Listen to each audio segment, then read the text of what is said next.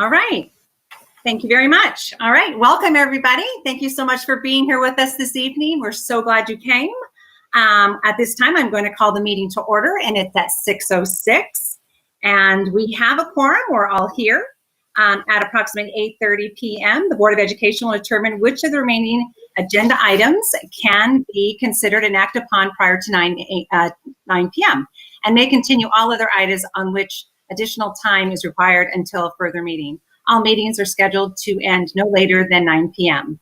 At this time, I'd ask if you'd join us, please, in the Pledge of Allegiance with Mr. Robert Schwant. Okay, please stand. Place your hand over your heart. Ready, begin. I pledge allegiance to the flag of the United States of America and to the republic for which it stands, one nation, under God, indivisible, with liberty and justice for all. Thank you very much, Mr. Schwant. All right. Now we're going to go to public comment. As authorized by Governor Newsom, Executive Order N2920, dated March 17, 2020, the Alvord Unified School District will conduct all meetings of the governing board via teleconference until further notice. The meetings will be live streamed via YouTube. Pursuant to Executive Order N2920, the governing board will take public comments. All public comments must be submitted in writing in advance of this meeting. Please submit your written comments to superintendents@alvordschools.org no later than 9 a.m. on July 16, 2020. During the governing board meeting, written public comments received in a timely manner will be read to the governing board. Pursuant to the board bylaws 9323, public comments period will be limited to 20 minutes. Duplicate public comments will not be read during this meeting. However, all written public comments will be provided to the Board of Education in advance of this meeting. At this time, I'm going to ask Dr. Muzzarino if we have any public comments for this meeting. Okay, I'm going to go to Dr. Kemp. Do we have any public comments for this meeting? Yes, we do. Thank you. We have 4 public comments. Our first one is from Monique Sendejas. Hello. In my opinion, we should do online classes. It's safer. We won't make contact with anyone. Sounds better than going and being between 1,000 people. Our next public comment is from Lily Rodriguez. Hello, board members and superintendent. My name is Lily Rodriguez, and I wanted to share the concern I have for the safety of my daughter and other students. I recently lost my mother to COVID. I want to let you and the community know this is a serious virus, and it's affecting adults and children. I hope you have a plan that will protect our children when they go back to school. I wish you could consider online courses until this disease levels out versus rushing to have our children attend schools while the numbers of this virus are rising. Please help in pushing the start of this school year. I would hate to see another fatality. Our next public comment is from Monica RC. Hello. My hope is that Alvord starts the coming year with caution and chooses distance learning instead of an in-person instruction. In regards to COVID-19, the only thing that has changed since March is that now it's more prevalent than before. Our children are no safer and there is still no vaccine. The safest option is to start the school year in distance learning mode and then perhaps reevaluate come January 2021. Harupa Unified School District made the decision to proceed with distance learning for the start of the coming school year, and Alvord should do the same. As a mother, the only job that matters to me is that of protector of my children, and I cannot in good conscience say that I feel safe sending my child back to school on campus for in-person instruction. However, I do understand that the board's decision may not be distance learning. The following are my questions if distance learning is not the option chosen by the board. Will parents be given the option of distance learning? Will families that choose distance learning still be a part of their currently enrolled school, even if on an inter-district transfer? If students and staff physically return to school campuses in August, Be it in the hybrid or traditional model, will Alvord have priority COVID testing set up for staff and students so they will not have to wait prolonged periods of time for test appointments and results, similar to how the county has set up priority testing for their employees? When will the process Alvord has established to deal with suspected and confirmed COVID cases in teachers, staff, and students be shared with parents? If a case is confirmed on a school campus, what are the next steps to be taken to ensure the safety of students and staff? Riverside County Administration had their employees return physically to their offices, and it was a mere 2 weeks before an outbreak of COVID-19 occurred and multiple building floors were shut down. Is additional custodial staff being brought on for more meticulous campus cleaning during each day? Thank you. Okay. And our last one is from Jess Block-Naren. This is Jess Block-Naren. I'm a parent of a child with disabilities on an IEP for autism in the district, and my son has gone through elementary, middle, and is now in high school with Alvord. I am also the board-appointed Alvord District Representative for the Riverside County SELPA, the largest special education district in the state of California, where my son and I have the honor of representing our district and the needs of the identified students in Sacramento for 5 years consecutively. My role is a non-paid volunteer role, and I do not work for the school district, nor have I ever worked for the district. I'm here to speak on behalf of myself, but I may also speak for other parents who you may not have heard from as often, but our voice is important. I'm here to say that I have confidence in the district and the incredibly talented and knowledgeable educators and administration that comprise the district. I am confident in the task force. I am confident in the board, and I'm confident in the superintendent. I'm confident in the teachers and the school site administrators. Sometimes the dissatisfied or agitated are the most present in these conversations, and their voice is very important and their needs must be heard. But I want to make sure to put it out there that there are many individuals who are also very much happy with the time, thought, care, and expertise Alvord puts into everything they do, including the historic decision-making surrounding what will happen to our kids in fall. My son succeeds and thrives because of Alvord. We miss daily in-person school, but we also are aware that we are in the midst of a global pandemic, that in-person school can put our kids, ourselves, and the brilliant people at Alvord at risk in ways that can be counterproductive to our children's education if public health and public safety are not taken into account. A brief anecdote. In 2014, a member of my son's IEP team actually saved his life when he began to turn blue and lose circulation and had shortness of breath at school related to cancer that was later diagnosed and beaten. This educator did everything right, and her prompt actions both as an educator, a communicator, and as a human being who truly cares absolutely saved his life. We are forever thankful and remain friends to this day. When I talk to my son about COVID, he says, I already had trouble breathing once as a kid. I think that's enough. I don't want to have it again. And I agree. Let's help kids like him and like our own kids too, so that they never have to experience something like that. It is in our control in some ways, but we have to work together. United we stand, divided we fall. I think the district is doing everything in their power to help ensure that our kids have a fighting chance of having the least disrupted academic year possible based on forever changing circumstances. I ask my fellow parents to communicate early, often, and collaboratively. Start with gratitude. Think of what teachers you have seen go the extra mile. Tell them so yourselves. Tell their supervisors or administration, and then work with each other to help give our kids the brightest and safest future possible this coming school year.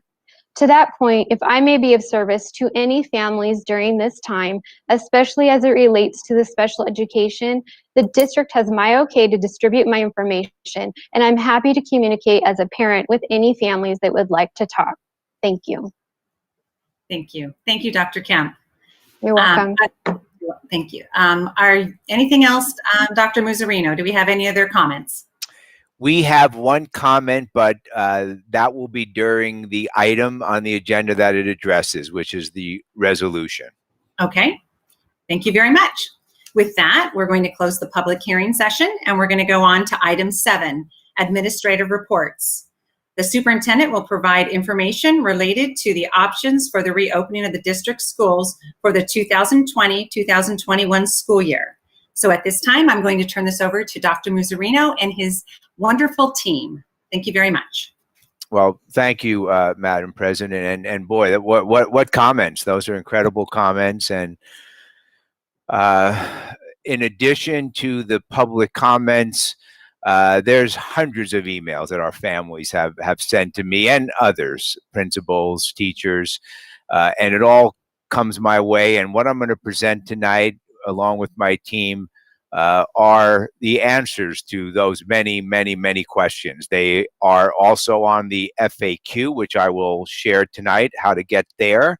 But almost all the questions that I've gotten in the last probably 5 to 6 weeks will be reflected in tonight's presentation. So I'm hopeful that all of our families' questions will be answered tonight. Those that remain, I'll look forward to getting emails from you all tomorrow. So we could begin to get those questions answered as well. Mario, Annabelle, is the presentation going to come from your end, or should I get it on mine?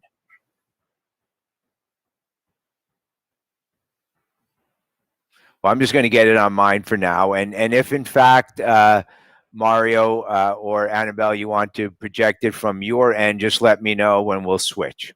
Okay? Okay. So let's begin. Everyone should see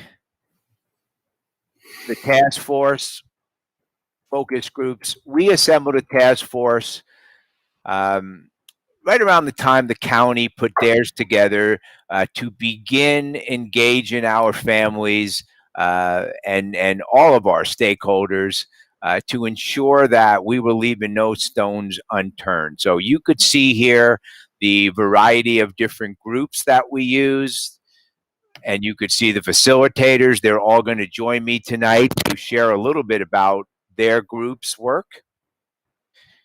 And there was a total of 8. And you could see that it was a broad coalition of different interests that we were covering, once again, to ensure that we had everything covered. Now, there were 2 primary and general assumptions that all the groups considered. Then, within just their group, there were a number of assumptions that they work with as well. But the primary assumptions, you could see. Excuse me, Alan. Yes. I don't see the presentation. Should we be seeing it? Let me try it again. Sorry about that. Yeah, you should be seeing. I thought it was on. No. Okay. Let me try it one more time. Thank you. How about now? No. Oh, yes. Okay. So let me quickly go back. Okay. So this focus group, this task force, I should say, was comprised of 8 different focus groups.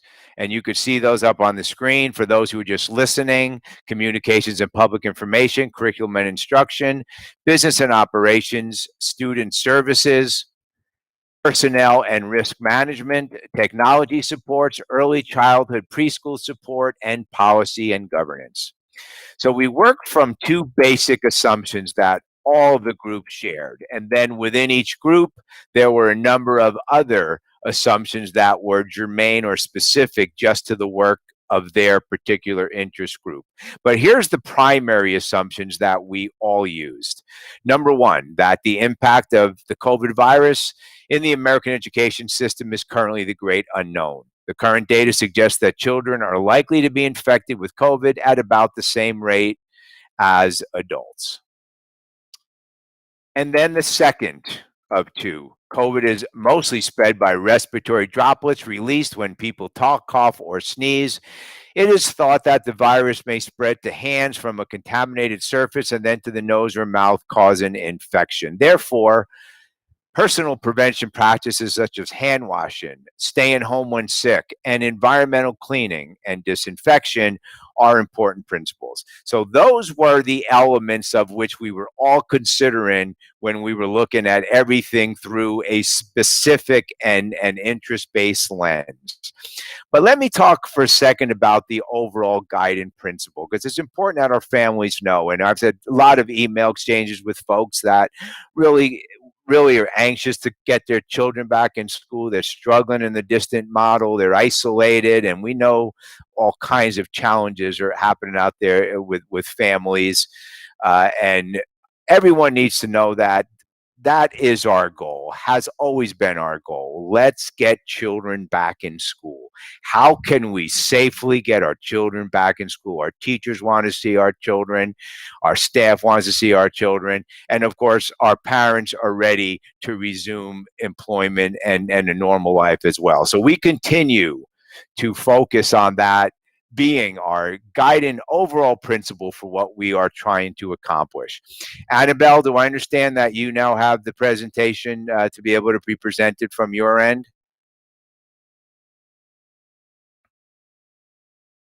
So I'm going to just hold on just for 1 second. I'm going to stop my presentation, and I believe because it's better when it's delivered from the home base, because then it'll be able to be seen as a PowerPoint instead of a PDF. So Annabelle, are you good to go? Yes, I'm here. Let me Okay. go ahead and present now. Okay, perfect. I apologize for this, but that's okay, because I said a lot of things, and that gives you a little time to let it resonate. Think about it all a little bit. Okay, Annabelle, perfect. If Yes. you could go ahead and scroll down to where I am in the presentation. Okay, let me go ahead and And check. I believe that's the first task force. There we go. Okay. Keep going. Keep going. Keep going.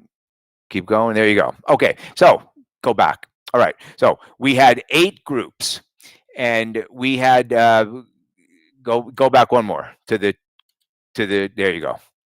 So the communication and public information, and I'd like to introduce, and first of all, on behalf of the Board of Education, thank you for participating in these workforce. So everyone who's here tonight, hopefully a lot of you are watching, you could see everyone's name on the screen. These people gave up a lot of time and spent quite a bit of time working with us on providing strategies and recommendation.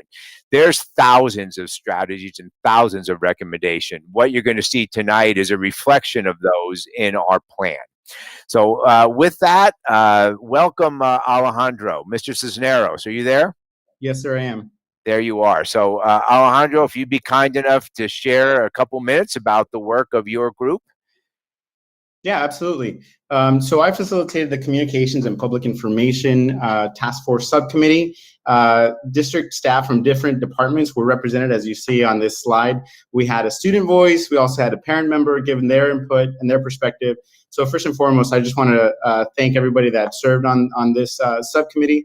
As you said, Dr. Muster, they gave up a lot of time, and we had really robust and frank conversation. So thank you to them. Okay, next slide, Annabelle.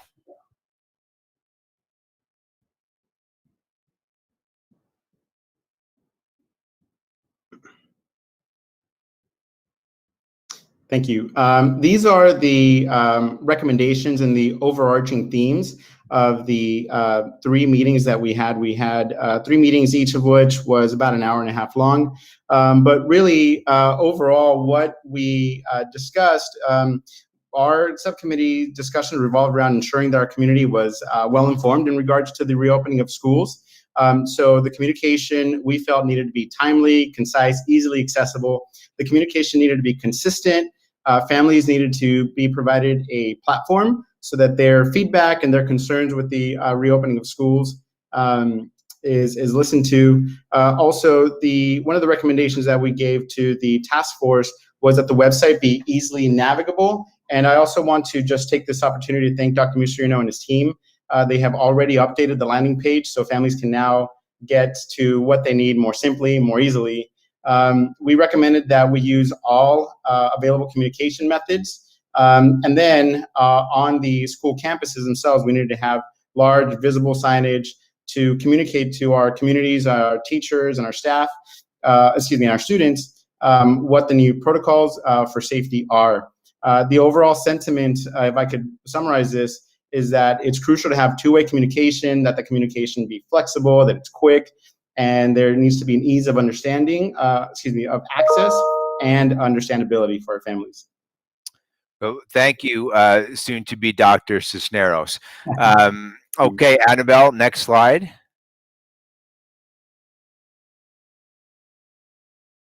Okay, so Alejandro talked about the landing page. So when you go to our website, you will see the Find It Fast section, which has all of our easy to access information related to reopening, including recursos en español, so that our Spanish-speaking families, or those who prefer to read the information in Spanish, are able to easily access the same information. All of the other pages are translatable, so there isn't anything on our website that our families are not able to either access in the language of their choice or directly read it in their first language. So we're very excited about that, and lots of people have participated in making that happen, from Annabelle and Eric Ramirez, all kinds of people, not to mention staff that take care of the internal pages related to their area. So very excited about this information because it allows everyone to stay current. Next slide, please, Annabelle. And when you go to the website, you will see across the top of the page a reopening COVID-19 section. There's an overview, a frequently asked questions section, my weekly message, and then again, recursos en español. So all the information that you want. You might be asking, well, how do you populate that frequently asked question section? And the answer is from your questions, from all the questions that I get in emails or phone calls, or just when I'm out and about, which of course I haven't been quite as much of late since we stopped our meal service for a month. But nonetheless, all this information is designed to be able to answer our families' questions easily, again, in the language of their choice, so that everyone feels in the loop. And I believe that, Madam President, and the rest of the Board of Education, that's a reason why we don't have quite as many comments, because I think people feel as though they are being heard and that we are addressing their questions in a lot of different ways. So thank you for that, and thank you, Mrs. Cisneros. Annabelle, next. Okay, for curriculum and instruction, Dr. DeVore. Hi, good evening, Board of Education. I am excited to be here tonight to present to you on the Subcommittee of Curriculum and Instruction. We had district, certificated, classified, and site level staff that represented, and I also would like to share my thanks to this team and the number of hours that they shared, and including a parent as well. So thank you all for being there to provide us these recommendations. Next slide, please, Annabelle. Thank you. So our discussion included many elements on how to best address high quality instruction and learning in our new landscape of education. From our discussions, there were four main themes that emerged. I'll begin with one, which is safety. A primary focus was to make sure that the staff is providing instruction in the safest way possible, which will be covered in many other areas of tonight's presentation. The overall feeling of the subcommittee was the ability to accomplish a safe learning experience in a hybrid model that allowed opportunities for staff and students to interact while also working asynchronously through distance learning. A second theme that emerged from our discussions was professional development. The subcommittee expressed the need for professional development of all stakeholders in the areas of accessing technology, instructional strategies, social emotional needs, and the teaching of the California standards. A third theme that came up was rigor. This expressed the need for teachers to have time to collaborate and plan their lessons to ensure that standards are being addressed with rigor expected of the grade and content standards, and providing lessons that support the needs of rigor required to achieve high quality teaching and learning and to achieve mastery of standards. A fourth theme that emerged was on instructional strategies. This discussion was on using strategies that are geographically neutral in delivering instruction of the key essential standards. As we continue this evening, you're going to also hear about different models that support curriculum and instruction in our future. So you will hear from me again here in the near future. And I would like to conclude, though, by saying that our Alvord staff has proven their ability to adapt and to pivot during this pandemic. And I am confident that Alvord will continue to provide the highest level of instruction to all of our scholars and to continue to prove that we are Alvord strong. Thank you. Thank you, Emily. Thank you, Dr. DeVore. Okay, Annabelle. Our next group, we have Francine Ramirez, principal of Stokoe, going to talk about early learning and preschool support. Welcome, Francine. Hi, welcome. Thank you. Thank you for having me. I'm excited to present tonight. I had the opportunity of working with a great team of people that included teachers, it included classified staff, a parent, another administrator, and a speech and language pathologist. So it was really a great group. We had several meetings and had the chance to get a lot of really good insight and recommendations. So I do appreciate all of their input and support. And so we had about 5 key themes that came through as a result of our presentation. So next slide, Annabelle. So the first theme was in relation to scheduling, and we spent a lot of time about talking with our 3 to 5-year-olds, some of our youngest learners coming, and those parents want to feel safe when they drop their kids off, and they often want that connection with the teacher. Where we talked a lot about busing may be impacted. Some of our parents may not be as comfortable sending on a bus, so they may be bringing their children more frequently to school, and that population is generally not comfortable dropping their kids at the curb. So scheduling, we talked about having a different arrival and dismissal time for the littles that is offset from the rest of the school by 15 to 30 minutes, just to allow that connection and maintain social distancing and safety. We also talked about 1 hour minimum between cohorts. In the preschool program, there's a morning and afternoon cohort, and needing a 1 hour minimum to allow staffing breaks and also to allow them time to disinfect and sanitize the classrooms in between sessions. And we also talked about staffing and making sure there was plenty of supervision for our kiddos. The second theme was safety practices aligned to district systems. So this came up with all the other groups as well, but clear protocols, guidelines, and procedures that include staff roles and responsibilities related to health screening, temperature checks, use of face masks, disinfecting and sanitation of items, exchange of materials between home and school, because the littles, there is really no way to not have them bringing something back and forth. What it looks like to mainstream, because some of our littles and a lot of them are special ed, work with different personnel who move among different groups of people. So protocols that align what that looks like, as well as staffing and student ratio. And that's mostly because we want that consistency across sites and very clear guidelines.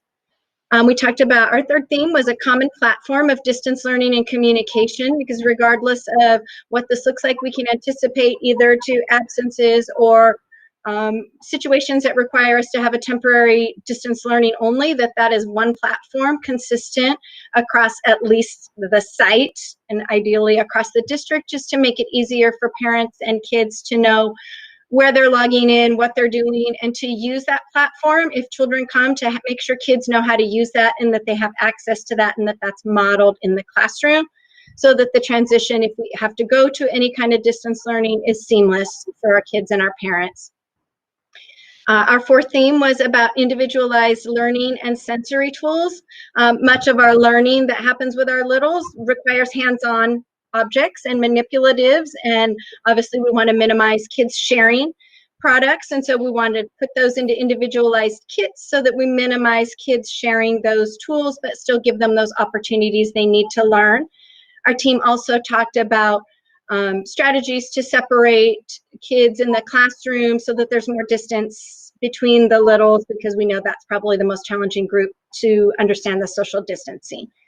And then our final theme was using common language and social stories to teach those hygiene strategies. We know that even pre-COVID, hygiene was taught often in the elementary and in the preschool, but using a common language so that if we're using airplane arms to talk about distance between kiddos, that is common across all schools, across halftime program, across anybody that shares our campus, just so that it makes it easier. And we talked about those social stories being developed and even posted on our digital platforms so that parents can access them and everybody's using the same language to support our youngest learners. So we had a lot of great input, and I know a lot of overlap with other strategies. So I appreciate the time and input from my team, and thank you for giving me a moment to share. Thank you so much, Francine. Okay, Annabelle. Thank you, Francine. And you know, as Francine was talking about, so many of these things are behaviors. So we could put up barriers. We could do a lot of things. Obviously, they're going to mitigate the spread, but so many of the things that need to happen are behaviors, which is why it's so critical that we all work together with our families and we all agree on what behaviors we're going to encourage and support for the safety of our children and everyone else who's here to support our children. So Francine, great job. Mr. Emenaker, Business and Operations. Yes, good evening, board and cabinet and audience. So we have this is our group that was part of the Business and Operations group. And so we have our folks from Maintenance and Operations, Child Nutrition Services, HR, Special Ed. We have our financial person with the CBO. We also had a parent and a principal, high school principal. And so we did have a few meetings to go through various things to talk about the preparing our campuses for a safe return, looking at our nutrition services, transportation, and our facilities. And I'm not going to go into details right now because I will be going through that later on tonight. Thank you. So Kevin will be part of the presentation a little bit later in this same section when we talk specifically about the actions we have prepared for the safe return of children. Okay, next, Annabelle. Student Services, we have Mr. Fish, who was here with us about a month ago when he became the Assistant Director of Student Services. So Ian, welcome back. You're muted. Sorry there about you go. that. That's okay. Thanks, Dr. Miserino. Thank you, President Wilson and board. You can see the great team that I had. We had 2 meetings that spanned about 2 hours and 15 minutes apiece. Great conversations, collaborative conversations around student supports, what it would look like when kids come back, what it would look like if kids don't come back.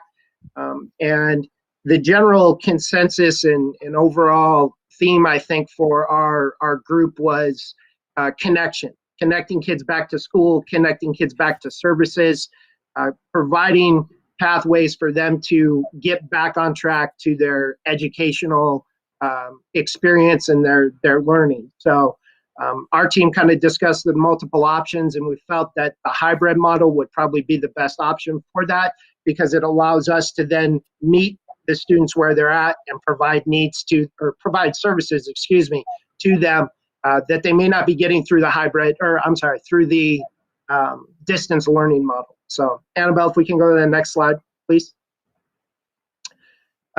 So for our group, we wanted to look at kind of coming up with a couple of things. There were 2 real key themes to our discussion. One was coming up with like a universal screener in which we could kind of survey the students to see what experiences they've gone through over the past 4 months. Have they gone through trauma? Have they gone through loss of a family member? Have they struggled to get food? Are they excited to be back at school?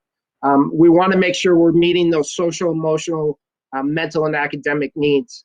The second kind of component that we really talked about within that is when we identify those kids that do have needs, what level of support do they need? Do they just need some quick counseling and talk to their counselor? Do they need tier 2, tier 3 support? And we want to get them the assistance as fast as possible. The second and the last thing that we discussed was developing an addendum to our annual parent notification.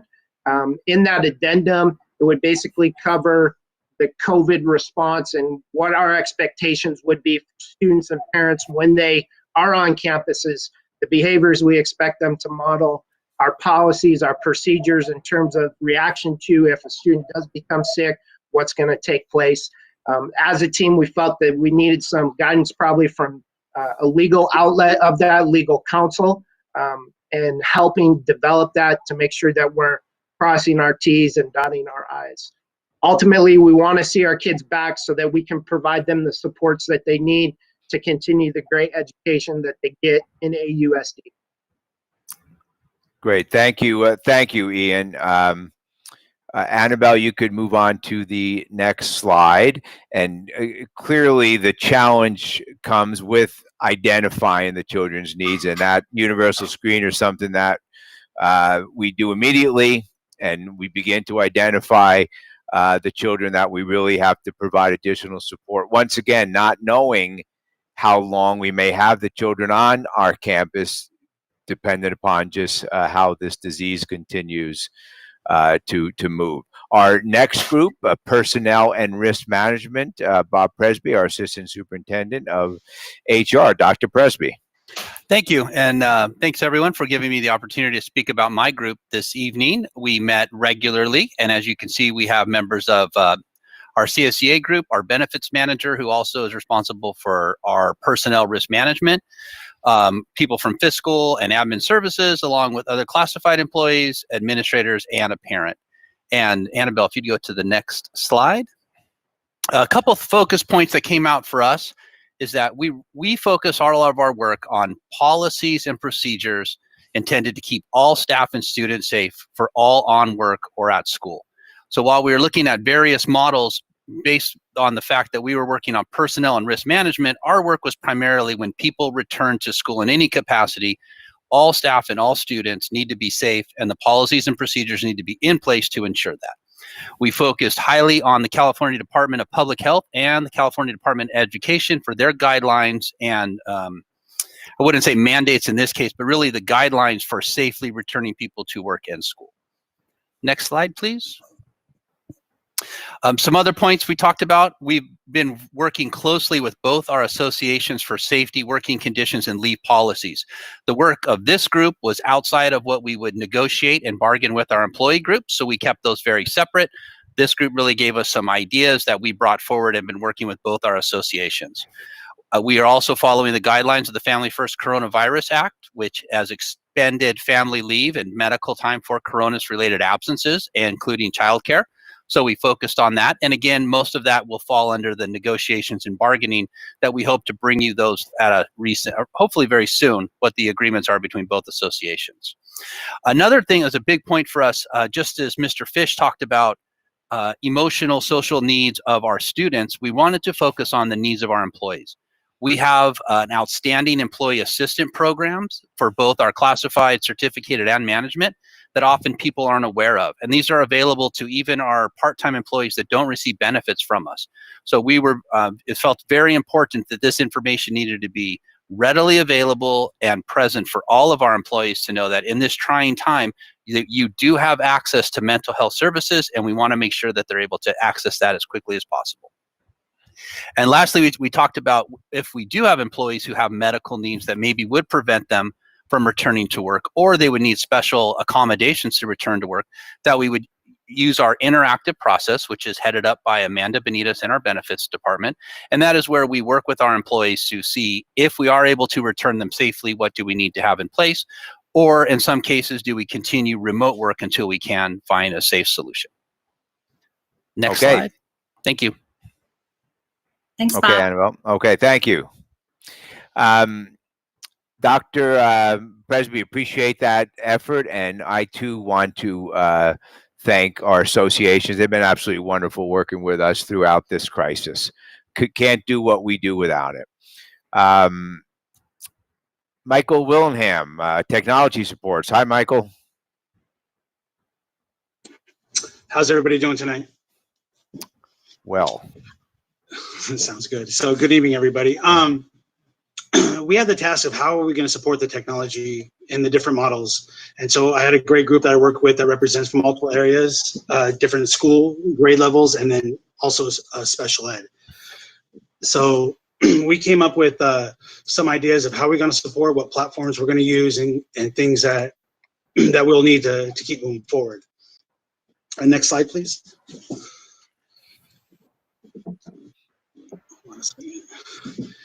So one of the things is we are implementing a one-to-one at the high schools level. So we're going to have one device per student at the high school level. That's going to help us if there is any issue of a pandemic. And then also we're able to move forward with shifting the extra computers down to the middle school and elementary levels to help provide them with more technology as well. The other one is working closely with the school staffs to identify the students that are in need, and then make sure every student has a device. So if we do have to move away from this, from a classroom set model, or we go hybrid online, we're able to support that, and we have enough devices for everybody and every student. Right, and we will talk more about technology throughout the presentation. And Michael, in the event that there's questions, we'll look forward to you sticking around. Important point there on the design, the equity design of our model. When we closed schools on March 13th, of course, we couldn't plan for that. And we did a wonderful job of responding, getting devices and connectivity to so many of our children.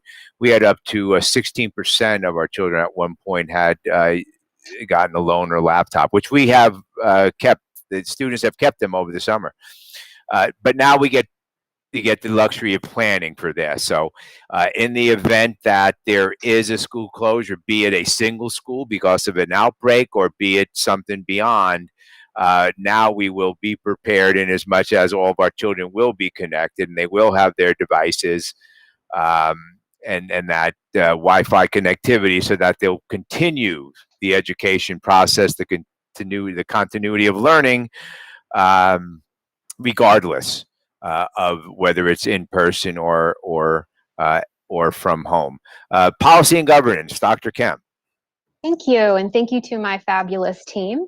So we addressed board policies that were related to infectious diseases and other relevant issues to our situation.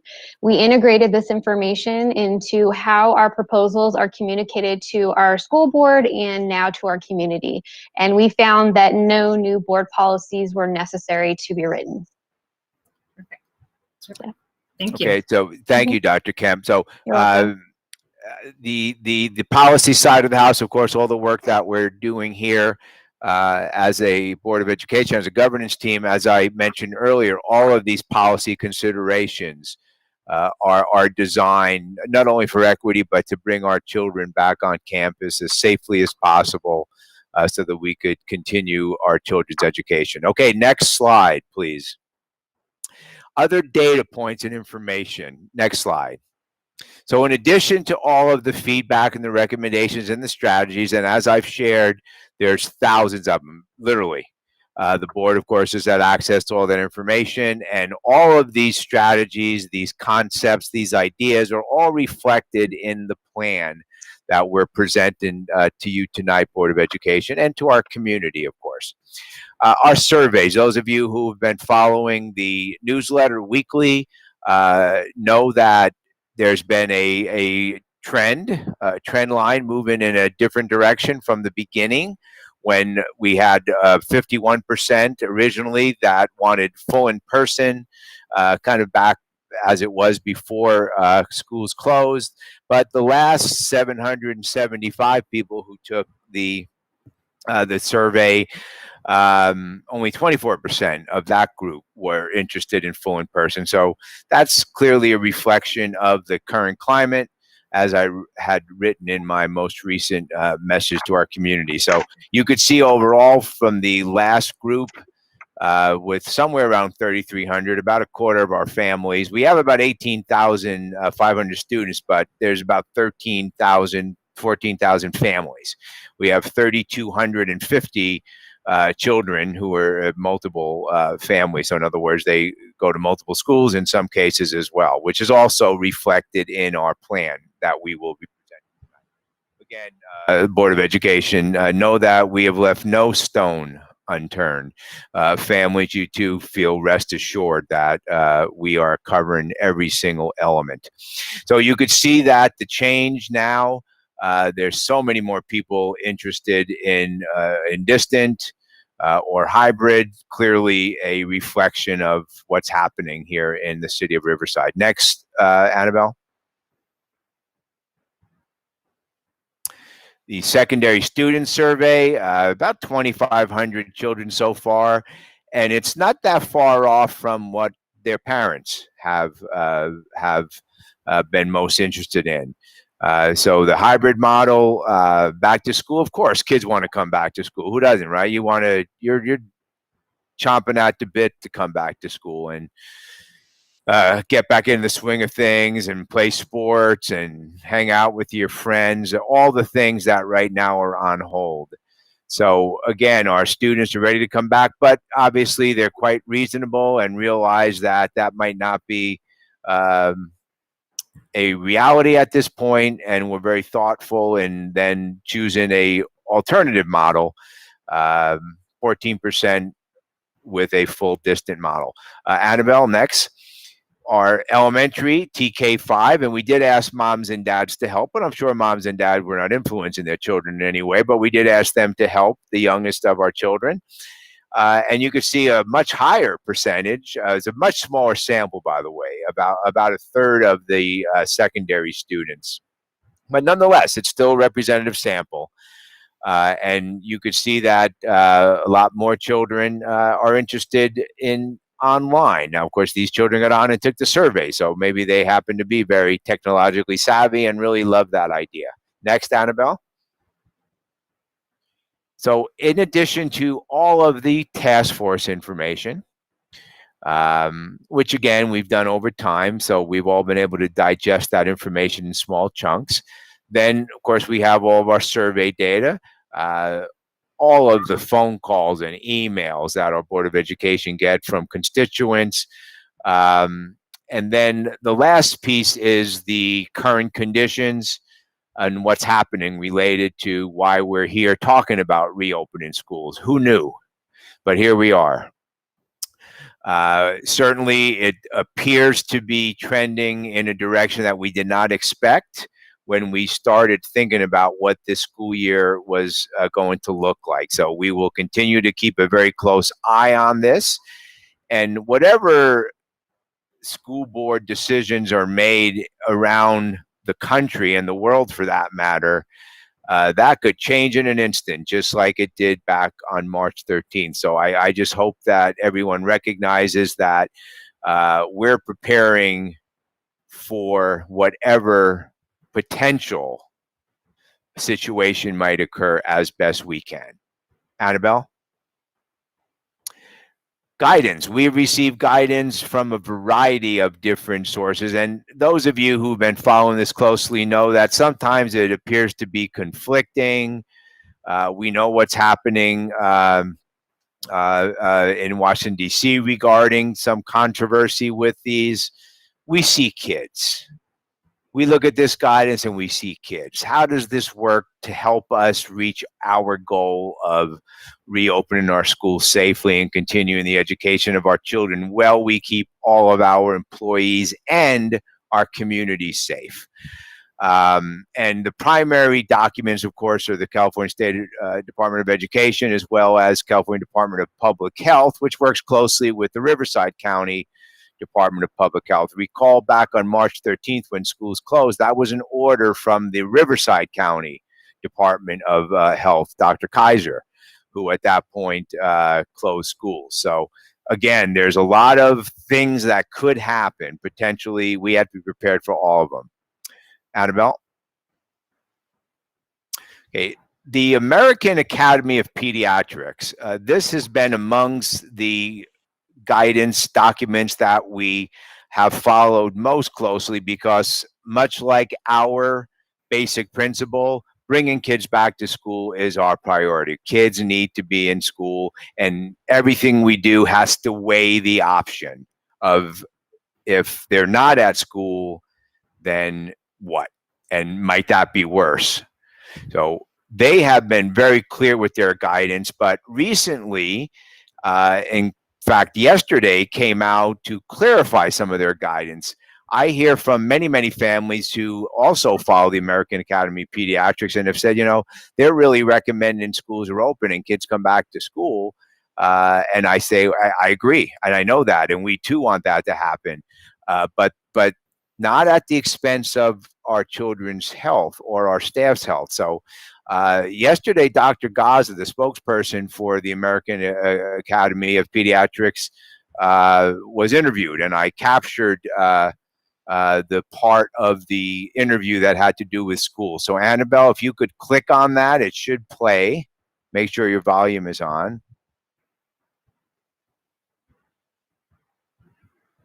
Should be a start button.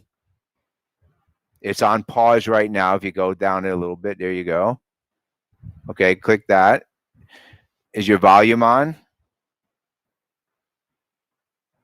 Check, go to the right, a little, there you go. Oh, it looks like that's on. Okay, we'll come back to this.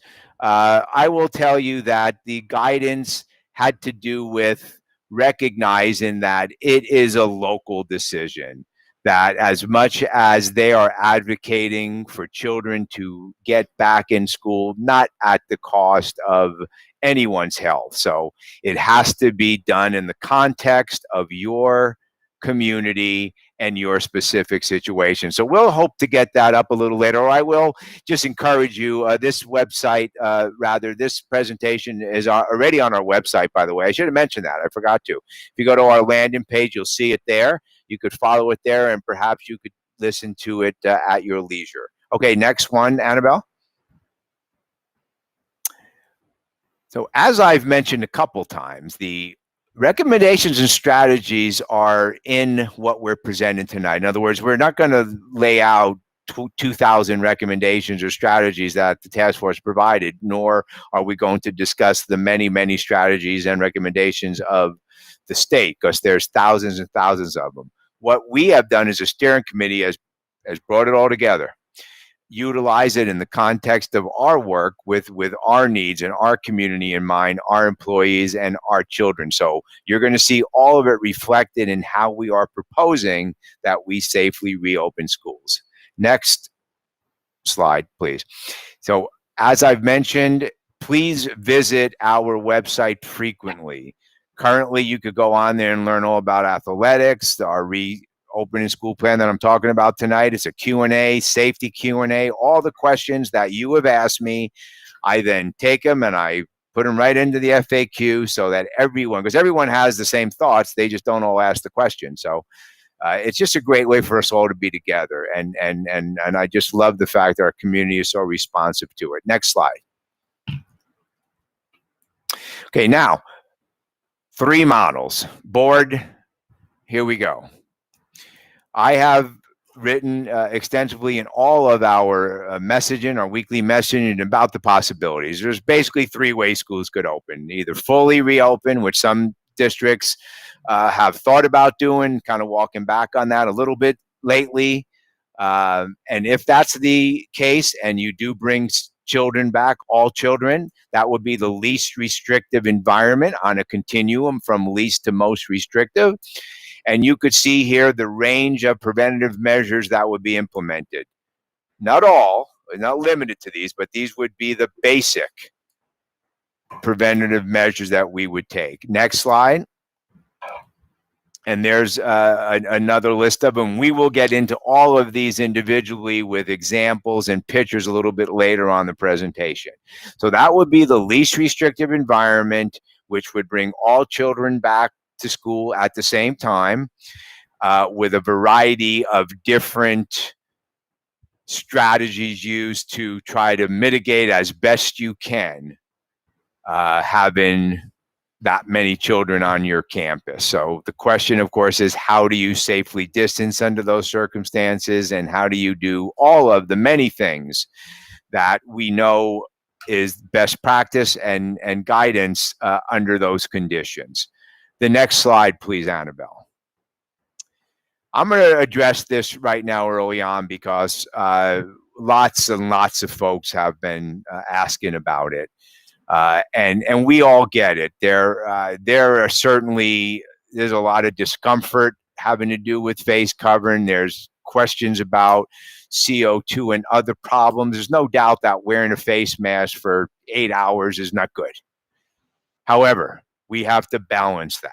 So throughout this presentation, we're going to talk about the variety of different things we're doing. The key word is to mitigate. We're not eliminating, we're doing our best to mitigate with a variety of levels and layers to mitigate as much as we possibly can. And it's going to require the participation of our families and our students. These are learned behaviors, and in some cases, there may be things that need to be unlearned. As Francine was talking about the littlest children of ours and how we've taught them to share, now we're telling them don't share, right? Counter to what we do. So much of what we're doing is counter to what we do. And that's a great challenge.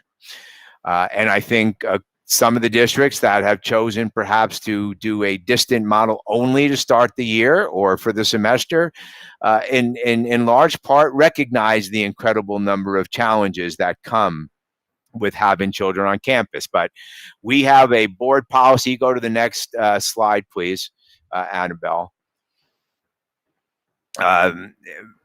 Board policy 5141.22, which is the infectious disease policy, which we utilize in the cases of a communicable disease. So we feel confident that we'll be able to work with our families to ensure that our children are masked appropriately. We're going to talk a little bit tonight about how the model looks when it's appropriate to not wear your mask.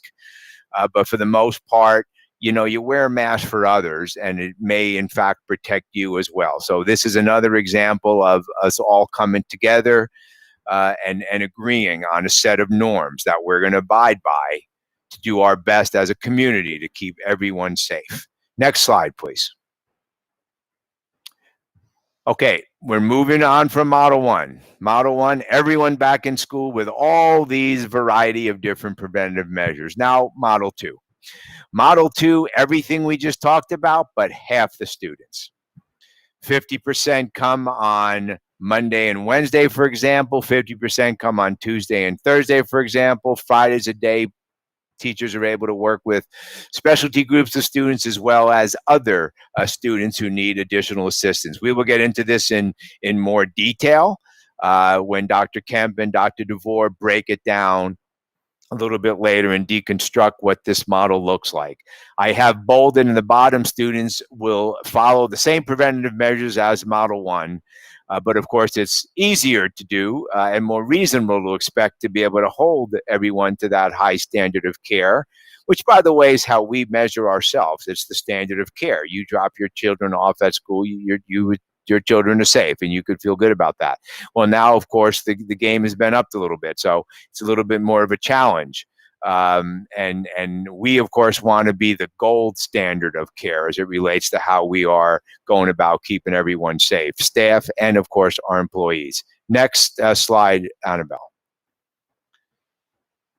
On the continuum from the least restrictive, which is come back to school, yet, of course, there's a variety of different preventative measures taken, to the other extreme, which is not coming to school at all. Everything being fully online, all distant learning. And we'll talk a little bit about what that looks like as well a little bit later. So just to review, Model 1, traditional school with a variety of different preventative measures in place. Model 2, a hybrid model that's being referred to in most school districts, or a blended model, children here half the time. And then Model 3, distant learning, much like when school closed March 13th. You're seeing around the county and the state all of those models happening, dependent upon the context of their community. So obviously, in some communities, it's not as it's not spreading to the same degree as it is in others. So obviously, context means everything. Okay, Annabelle. We're going to get a little deeper now into the second model. Everyone could see on the screen its elements. We're blending the in-person with the distant. Half the children in one cohort, half the other, separated by last name. As I mentioned earlier, as we were planning this, we have 3,250 families that have children at multiple school sites. So we have divided the children by alpha lists so that all kids are together. So you're in cohort A no matter what school you go to, so your children will all go into school on the same day. So the assumption being, of course, that families will, it'll be a lot easier for our families. And then cohort A, again, 2 days, cohort B, 2 days, distant learning the rest of the time.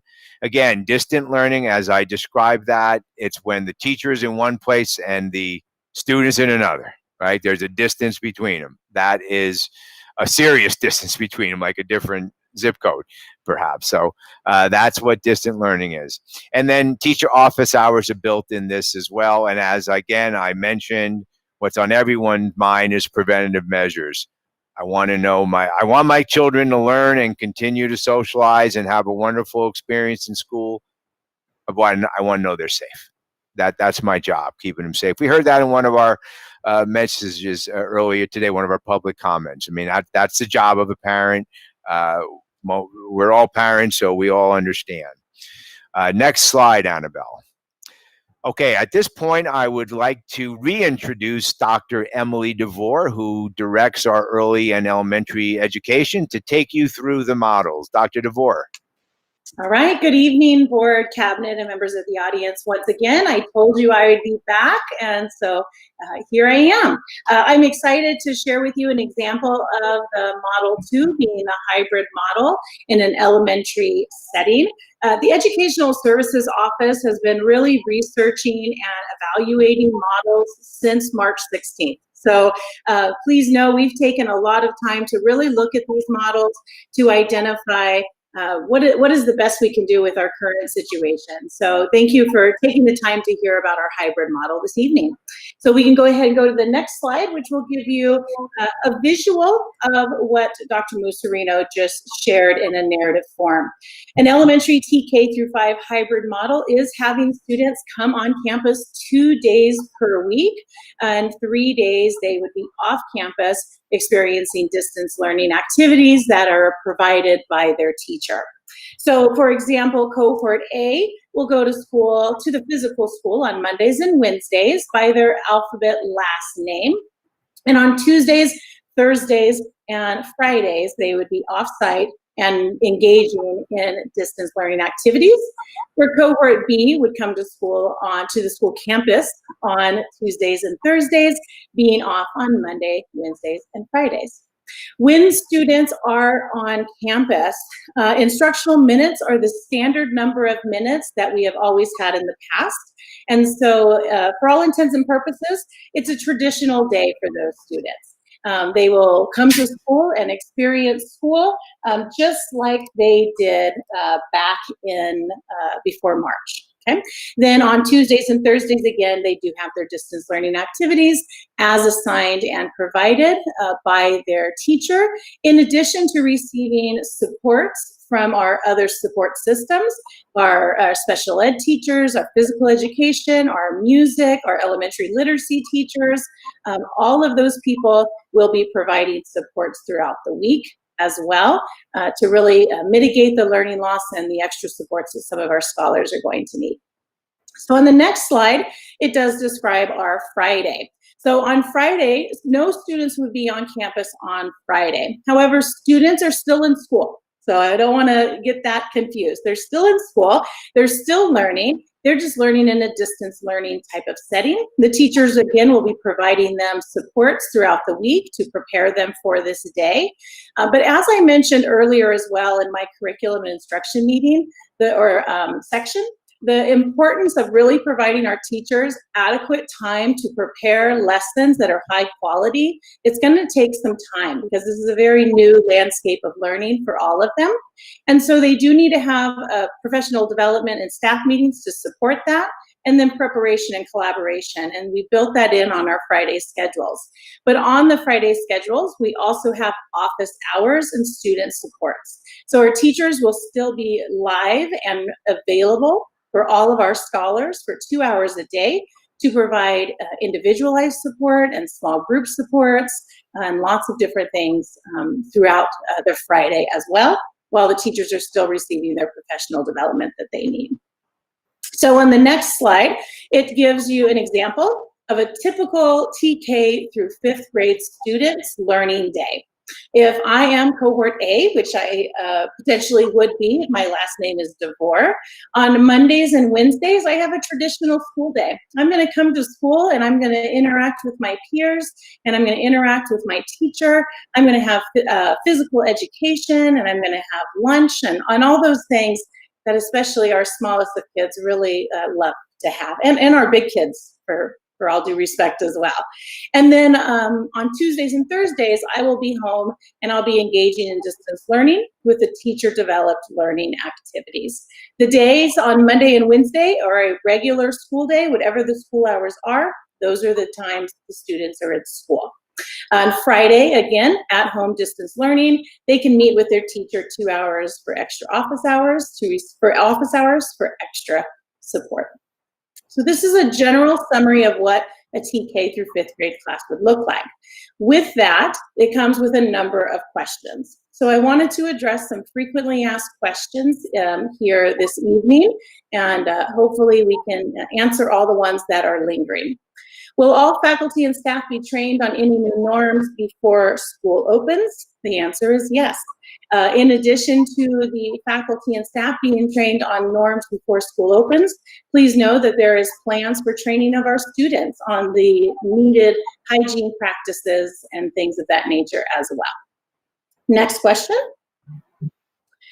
The next question asks, how many students are in each classroom? So with our cohort model, it is designed that 50% of the school is on campus twice a week, where the 50% of the school population is at school the other half of the week. So if you're looking at a traditional class roster of an elementary classroom, we're projected 12 to 15 students within a classroom on a given day. The safety measures that we're going to address in the classroom, these are going to be addressed in much more detail with Mr. Kevin Emenaker in a few minutes, but I will just address the basic safety features. That includes a teacher barrier for our teachers, as well as desk shields, and you see a picture of an example of a desk shield there, which you'll see a number of pictures in different environments of those shields in a moment. Additional safety measures that are on the next slide, I believe, yes, are the face coverings when you're not at your workstation is going to be mandatory. And then social distancing as practicable to ensure the safety of all of our students as well. Next slide. So what hygiene measures are going to be taking? We're going to utilize all the sinks that we have available. We have lots of sinks inside and outside of the classrooms, and we do want to make sure that those sinks are used and stocked with soap, and really creating within our systems of our day, utilizing those sinks multiple times throughout the day. There's hand sanitizers that are going to be installed in all of the classrooms. Again, Kevin Emenaker will share those details in a moment as well. And then teaching hygiene. Francine talked about in her subcommittee the importance of teaching hygiene to our smallest of kids and to everyone. And we'll do that with social stories and really showing students the importance of hygiene, not out of fear, but just out of a practice. That's what we should be doing as humans, is to be practicing appropriate hygiene. Okay, next. So how will my child be protected before and after school? We're going to be working closely with all of our school sites on organizing staggered assigned times and multiple entrances and exits onto our school campus. This is going to be very site-based because every site has different structures and facilities, but we want them to stagger when students arrive at school and be able to enter through multiple entrances different than maybe they have in the past. When students enter those entrances, they will be getting their temperatures checked with no-touch thermometers. And then we will have a similar design as students leave, having a staggered dismissal and at multiple entrances. And if anyone has ever been at an arrival or a dismissal, you are saying thank you for that, right? Just to really, hopefully that'll create some great parking structures, systems as well, right? All right, let's move on to the next slide. While students are at school, especially in elementary, there's many practices that students will come to school in the morning and they'll be able to play on the play equipment and recess balls and things of that nature. Unfortunately, there will be no equipment sharing, including the playground equipment. So arrival is simply students coming to the blacktop, practicing social distancing whenever practicable, having their face coverings on, and then going to class. So there wouldn't be that recess kind of playtime in the morning. Next slide. So during breakfasts and lunches, the child's going to maintain the 6 feet of distancing, as we've discussed a number of times, face coverings, except when they're eating, obviously. And there's going to be, Kevin will mention these stickers. There's going to be stickers on the floors of many of our surfaces to support that social distancing for students to stand on the particular spot and things like that. Not going to be any touch pads that students will have to get. We have automatic systems that can log students in as they come through elementary lunches. Our CNS workers are great. I know my CNS worker at Terrace, she knew the name of every kid. She didn't even need to look them up. So they're great that way. Next. Also during breakfast and lunch, there's going to be physical barriers between students and staff. So our child nutrition support services, they will be protected with barriers between the students and the staff. There's going to be hand sanitizer stations in these congregating type spaces as well. And then there's no eating in the classroom, and that does include breakfast in the classroom. So our schools that do have breakfast in the classroom, that will happen in the multi-purpose room prior to school. How will students and staff continue to be safe during breakfast and lunch as we continue? We're really going to use the outdoor seating when practicable. We're really lucky to live where we do live because we have more nice days than bad days. So we really want to maximize the use of our outdoor space, including seating and food carts, and just really utilize all of our patio spaces and everything we have to really spread kids out during lunch as much as possible. So our National School Lunch Program and how do students get their meals, we will continue whether students are at school or not at school on that particular day. They will receive breakfast and lunch. If they are off-site for that day, for example, if they're cohort B and it's a cohort A day, it will be a pre-packaged meal that they can heat up at home. There'll be mobile service curbside at 21 of our sites, where 2 of our sites, Alternative High School and Albert High School, will go to either Hillcrest or La Granada to receive their lunches, if they so choose. This question about childcare. It's important to note that Albert's not a licensed childcare provider. However, we are working with the childcare community within the county to offer expanded learning programs to support families that are also aligned to the Riverside Public Health regulations regarding childcare as well. There's questions about expanded learning and if that's being offered after school. Yes, we will continue with expanded learning. We know that that's such an important piece for many of our students to experience additional interventions and enrichment opportunities after school as well. That will continue to be offered to our kinder through 5th grade students, but we will be saying that you need to be on campus that day. So if you're cohort A, you would attend the after-school program if you were registered to do that on cohort A days, Monday, Wednesday, for the sake of an example.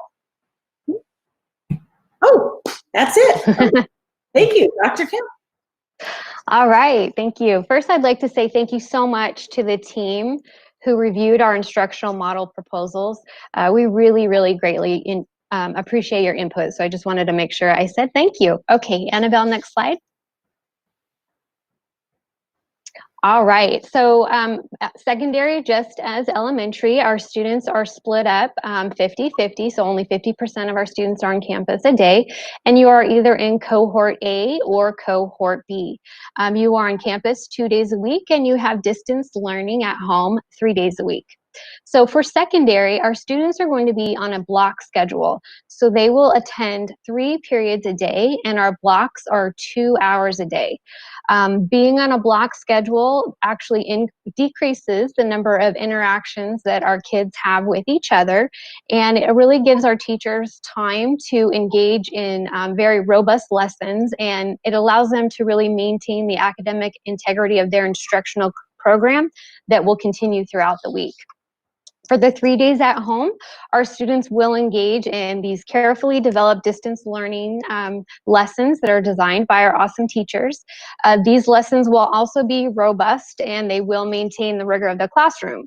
So what this means, and this is really, really important, is that all assignments count towards a student's grade. So all of these assignments must be completed. And then when we go ahead to the next slide. Okay. Friday, I'm sorry, if you go back, I thought Friday was on there. Friday is a day that's designated for teachers to provide additional help and support to our students. So if you want to look carefully on the Friday day, you will see that for every hour chunk, we have content areas designated. So if your student needs support in math, then they would go in and they would jump into their office hours with their teacher from 9:30 to 10:30. If then they needed ELA, they could go ahead and jump in there. So this really gives our students the opportunity to really choose where they need that support. So they can go in to all of their teachers on Friday and get extra support, or they can just go in where it's needed. So that's up to them. But Friday is still an instructional day for them, and they still have assignments given to them by their teacher. Okay, next slide. So if I'm looking at a typical day for a student, I chose to do a freshman, love our freshmen. And so this is a typical freshman schedule. So I would be cohort A, so I would go to school on Monday and Wednesday. So on Monday, I would have periods 1, 2, and 3. So I'd have my math, my bio, and then my ASL class. Tuesday, I would be home engaging in those assignments that my teacher had given me. Wednesday, I would come back to school. I would have my health, my English, and my PE. Thursday, I would have at home with my assignments, and then Friday would be my opportunity to get that extra help from my teacher. Next slide. All right, so some of our frequently asked questions. Again, how many days are students on campus? 2 days a week, either Monday, Wednesday, or Tuesday, Thursday. And again, we don't have students on Friday on campus because that's our opportunity for our students to get that extra help from their teacher.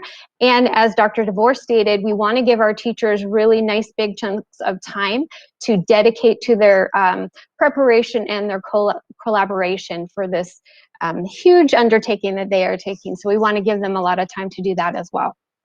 So at any given time, we only have 50% of our students on campus.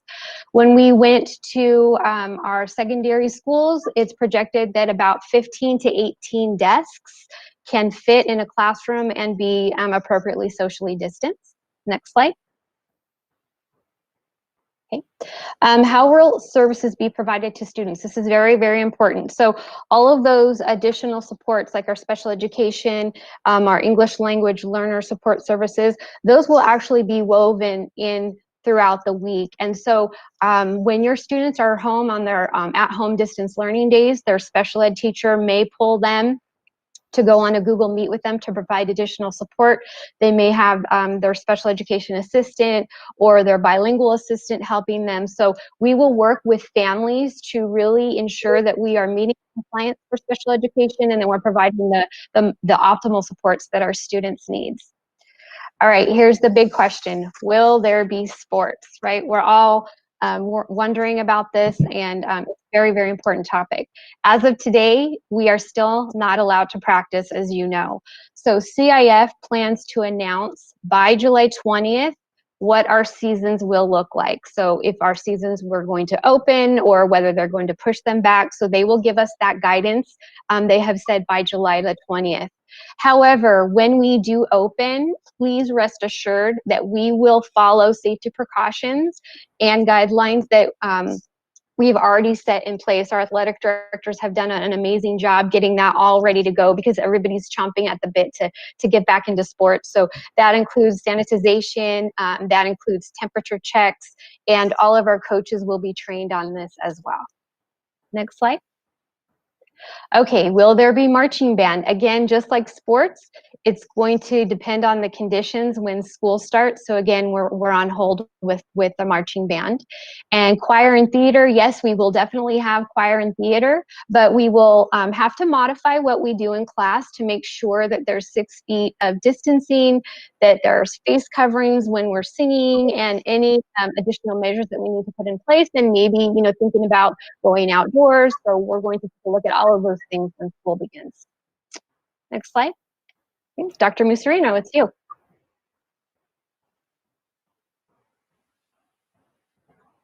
Thank you, Dr. Kemp and Dr. DeVore. Annabelle, go ahead. So the last group of questions that our families and students have asked, and teachers as well, were specific to the elementary or the high school model. These are just some general questions that apply to everyone. Field trips are not recommended at this time, nor do we expect that we would have any anytime soon. So obviously we will wait to see how everything plays out as we continue to move forward. Childcare, Dr. DeVore talked a little bit about it. Again, we're not licensed childcare providers, but we are working with others in the community who are to ensure that together we could provide those who need childcare that support. So we will continue to message that information out and continue to work very closely with our community. Next slide, please. Has the district considered changing the school calendar? Well, we did have some discussion about it, perhaps wait until after Labor Day at some point, but really determined that that really wasn't going to be that much different then. And in fact, the possibility of starting a little sooner gives us a chance again to begin to build those relationships. Last year, when you think about school closing, teachers had relationships with their kids. They spend half the year. But think about now if you don't have the opportunity to meet your kiddos, at least the first couple, 3 weeks of school, hopefully for the whole semester, because things are going to be okay. But in the event that things continue to trend the way they are, and at some point schools have to close, at least our teachers will have a relationship with their kiddos, because they're all going to have new classes, right? New kids. So again, we thought about the possibility of waiting, but again, we didn't really feel like that would be in our children's or staff's best interest overall. Have we considered reducing the fall semester? You're seeing some districts go to trimesters or move in all break time into the first semester, thinking that school's going to be closed anyway. Let's just use the vacation time. Well, we brainstormed ideas and talked a little bit about it, but that's not something that we seriously have negotiated or really considered at this time. Again, we're going to move forward, I believe, in a way that was going to keep the traditional calendar in place, because everyone's planned for that as well. And obviously, it's everyone's lives being upended already. We don't really want to add one more element to that. Next slide. Is there an expectation, families, students, adults, staff, for self-screening? Absolutely. I've said it 10 times. I said it 10 times on the 25th when I presented to the board and the community. We do expect that we are all working together to protect our community and stop the spread of this disease. So we do expect that our families will keep their children home if they're 104. We do it because we will be checking all of our employees. We do it at 9 KPC, which is where the district office is. And we will continue to do so. And we have protocols in place for what happens if, in fact, someone does exhibit symptoms or a fever, and all those protocols, of course, worked with the county, very closely with the county, risk management, and all that information will be part of the notifications that go out to families as this continues to unfold as we get closer and closer to school. Will parents and visitors be allowed on campus? Well, we're going to limit that as much as we can. Clearly, the fewer parents or fewer people on campus, the better. But clearly, there's situations in which our families will be on campus. And of course, we will always welcome our families. We do, of course, expect a mask to be worn. But nonetheless, we definitely are going to discourage visitors. So we do not expect to have assemblies. Obviously, we're not going to assemble kids or maybe have that day, for example, where we have career day. That's not something that you could expect to see in the first semester. We're clearly going to do our best to be able to control as best we can the environment. As I talked about earlier, we're trying to mitigate. And every time you introduce a new element, then that takes away from your mitigation effort. So we want to control the environment as much as possible. Next slide, Annabelle. Will bus windows be open for ventilation? Yes, whenever feasible, weather permitting. Mostly they are open anyway, but that certainly is an expectation. And when children are on buses, they do have to wear masks. And we, again, hope that families will support that. Will they be sanitized? Yes. Between groups of students, our buses will be sanitized. I've heard from many families saying, gosh, I'm not that comfortable with the buses. We're going to try to arrange alternate transportation. And I think that's obviously a good idea. That will continue to also help mitigate it. But again, we will do our best to ensure that our vendors that provide busing are following their protocols, which we're very confident that they will do. Will classroom windows and doors be open for ventilation? And the answer is no, because our HVAC system, which Mr. Emeneko will talk a little bit more in detail, operates in such a way that it filters the fresh air. So we will increase the amount of air circulating through in the interest of creating the safest classroom environment. He'll talk a little bit more about that. Portable sinks, you're seeing some portable sinks around, and this is another question that was asked. We are not going to be moving forward with portable sinks. We have chosen to move forward with hand sanitizing stations instead. We do believe they're impractical. We have a lot of sinks in all of our classrooms, as Emily talked about. And we felt that it would just be one more surface that would be particularly problematic at some point. Next slide, Annabelle. Okay, now we're going to move into Model 3. So, board, when we move to the discussion item, I know you've taken copious notes. I've been watching you all. And I know you have questions about Model 2 because clearly that's a model that's very, very interested in that many school boards are considering. But we're going to talk about Model 3 now. This is the most restrictive environment, which means there are not children on campus, probably not staff either. Everyone working from home. This is a model we've heard many families talk about. I mentioned earlier with the surveys, many more families are searching now for online options. We heard from a couple of our parents during public comments as well about that option. So we certainly are very proud of the online option that we are able to offer. Annabelle, if you'd be kind enough to slide down to the next slide. We're going to begin with Dr. DeVore talking about what a virtual classroom. So the challenge, of course, is we throw all these terms around. We got distance, we got virtual, we got online. So again, we'll define it by virtue of the actual program itself. So with that, Dr. DeVore, go ahead and talk about the elementary model. All right. Thank you so much for having me come back again. Thank you so much, Annabelle. So we have learned many lessons regarding this distance learning model with the use of technology and instructional systems since our closure in March. So we know a lot about this model. However, we have learned a lot in the process. In fact, this week, we began our virtual summer academy for grades K through 12, and we've shown how our students and teachers continue to successfully interact in this setting. So this is an example of a distance learning model that would be in a school day for TK, transitional kindergarten and kindergarten. Transitional kindergarten and kindergarten have a 180 minutes of instruction each day. This is different than the hybrid model, but this is aligned to the requirements of SB 98, which allows for modified instructional minutes. They will have this Monday through Thursday.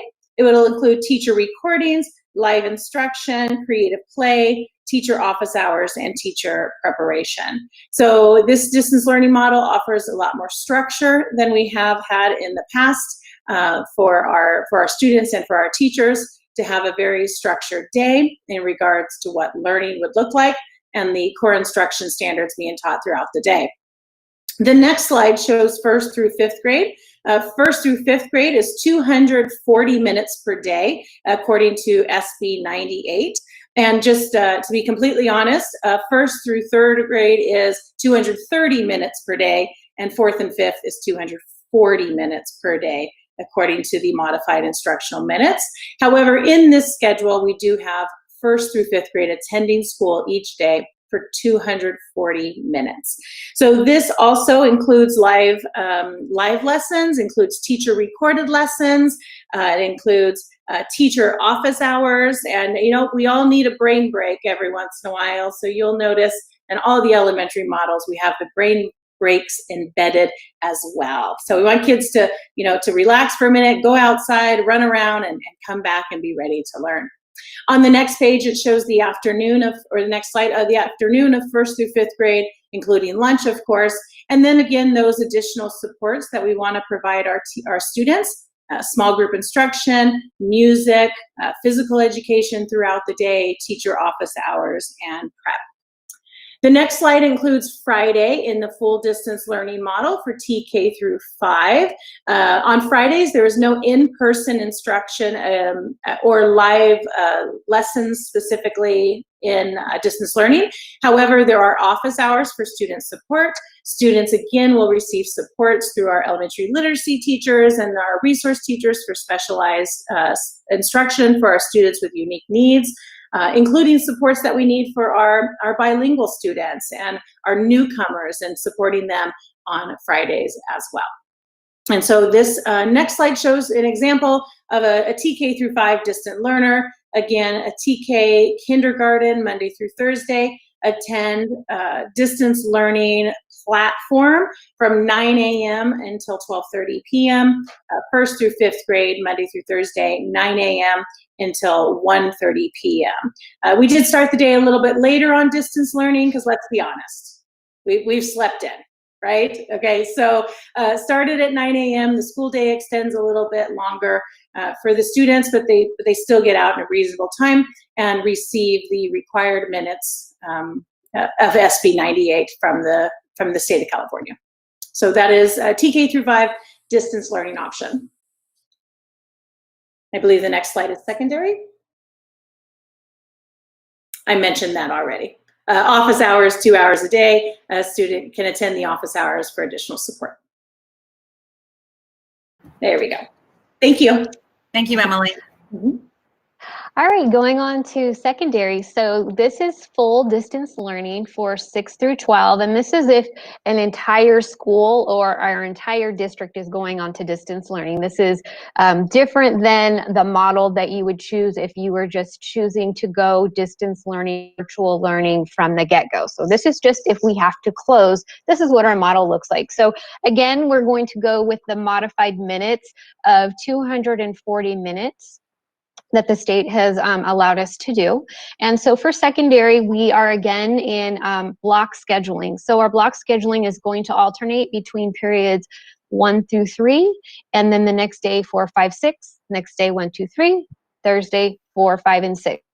Our periods are in 80-minute blocks of time, and of that 80 minutes, you're not glued to the computer for the entire 80 minutes. 60 minutes of the time is face-to-face instruction with your instructor, with your teacher, but then your teacher has the opportunity to break that time up with breaks, with activities, with videos, whatever it is that they're using for their instruction as designated by the teacher.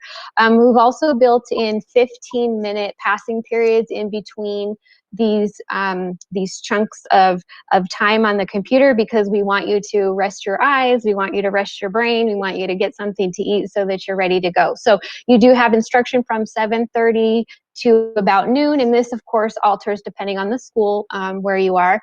There's a lunch break, and then you have the opportunity to come back and have office hours. Every single teacher will have 1 hour of office hours every day for you to come in and get additional support if you need it. And then the end of the day is prep time for our teachers. Next slide. Okay, and then again, this is what your Friday looks like. So it's identical to the Friday of the second model, Model 2. So you have the opportunity to, again, get that additional support from your teachers, and they have 1 hour of office hours each that you can engage in. Otherwise, you have your distance learning activities, homework, all the other types of things that you will engage in on a Friday. Next slide. Okay, so again, we chose a freshman, and this is a day in life of our freshman learners. So you have math, bio, ASL, lunch, office hours, and then your teacher has prep, and then so on and so forth. So your week is pretty structured, right? You know exactly what you're doing at what time, and then again, you have that opportunity for office hours to get that extra support. And as we talked about before, that's also a time when our special education students, our English learners, can get extra support during this time period. Next slide. Okay, Dr. Musarino. Thank you. And as Dr. Kemp talked a little bit about the difference between the models. So if you're an elementary student, you're a TK5 student, and let's say, for example, you come in the hybrid model, and then there is a school closure again, then you would be full distance. Everyone would be full distance, and you would continue with your teacher, and you would continue on the schedule that Dr. DeVore talked about. Secondary level, same thing. You would be with your teachers, school twice a week, distance the other 3 days. In the event there's a school closure, you are continuing with those teachers. You're continuing to work in the same courses, same students, but it's all online. So much like what happened when schools were closed. Okay, so that is for all students, that if in fact the direction of the Board of Education is to have a hybrid model, all those children in that program would then transition to what Dr. DeVore and Dr. Kemp just described in the event of a closure. Next slide. Okay, so as Dr. DeVore talked about, just to remind you all, this is the model that all of our children would just transition to. In other words, they are already basically engaged, they are already involved with their teacher, they will continue to be engaged and involved with that same teacher. Okay, Dr. Annabelle? And then Friday, as she described as well. Okay, let's go on to the next one. Among the things that we will be doing over the course of the next month and into the school year is helping prepare all of our families. So again, we need to make sure that every child has a device and is connected to the internet, that they have their passwords, that we clean up all of the data in our student information system. So we have emergency information updated. Again, this is where we need our families to really to take care of that. Go into the system and make sure that the current information is there. Technology skill development. Again, we want to make sure that children have the device, they're connected, and the families, well, how do you work them? How do you utilize them? We're going to continue to provide professional development and student development in that area, and then parent training. So we certainly are interested in ensuring that we are also supporting our families in this regard. And you saw earlier today, Mr. Cisneros, who led the communication task force. He's also our parent liaison, and we are working now towards a program to help our parents be more comfortable, since at least at some point, depending upon what model there is this fall or what might possibly happen, parents will be again thrust into that role to partner up with their teacher. Okay, next slide. Okay, now the Model 3, again, remember Model 3 is no children on campus for 6 through 12 students. Next slide. We utilize Edgenuity currently for our students who are on an alternative pathway. So families that choose the Edgenuity model range from those who are already working, those who are pursuing athletics or dance or something where school just doesn't fit into their lifestyle, whatever the case may be. So incredibly robust program, and we're proud to partner with our Edgenuity partners to deliver this program. Next slide, please. These are all of the courses that are available to our students we are currently licensed for, which is the full spectrum. Next slide. They also have a variety of other support programs amongst their suite of options. Obviously, it's important that we are not only providing content, but also helping our children to prepare for standardized testing, although once again, there probably isn't going to be an SAT again next year, but nonetheless, there's a variety of other options for children. You'll also notice social emotional learning. So once again, there's a lot of different modules that our teachers are able to provide for our students. Next slide.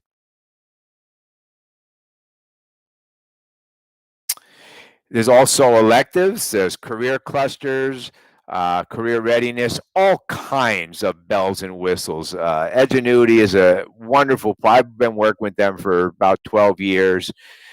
Just wonderful program with incredible success rate. And again, when I introduce them as partners, it's because they work very, very closely with us. Next slide.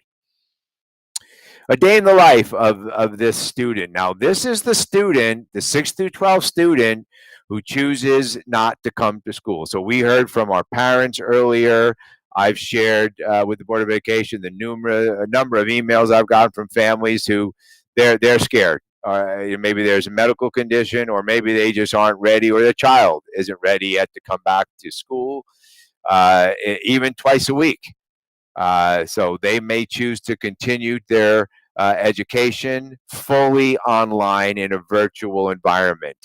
When you do that with Albert, it's easy because Edgenuity is aligned and interacts with our Google single sign-in, so our SSO, our Google single sign-on. So you use your Google address, and then, of course, all the personalization and the support of a teacher. So a teacher will have a class set of students, and that teacher will be responsible for that group of students and work with them. Next slide, please, Annabelle.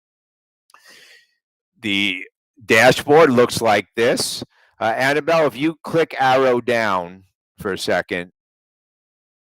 Okay, you see that pops up there?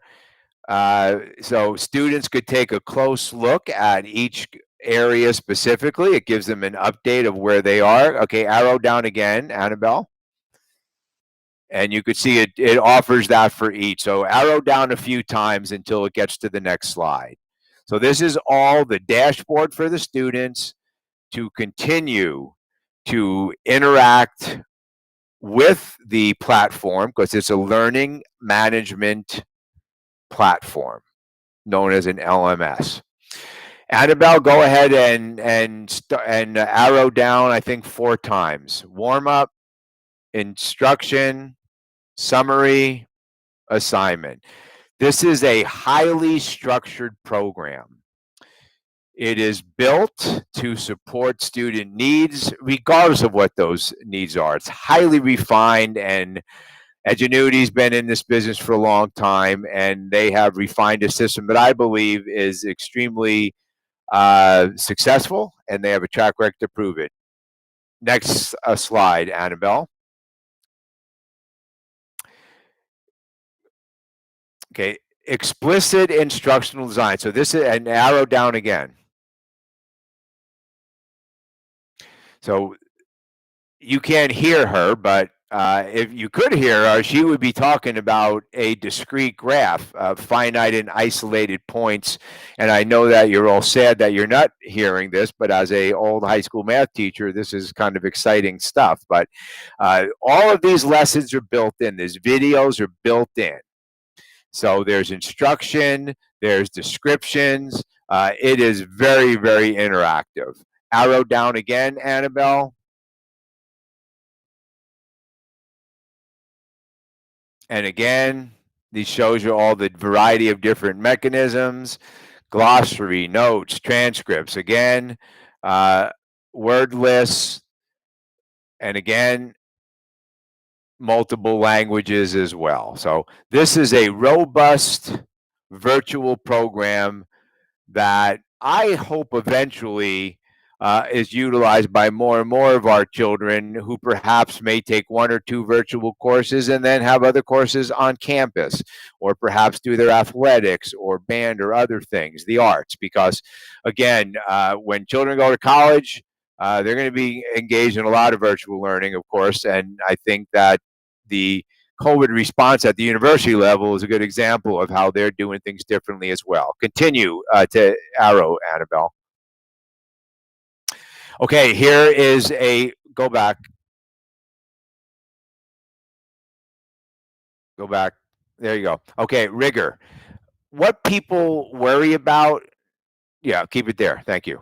What people worry about with virtual programs is the rigor. It's well, how could it be as good? Well, it's not as good as having a teacher in a classroom, particularly an Alver teacher. So is this as good as having your math class with our superstar math teachers? Certainly not.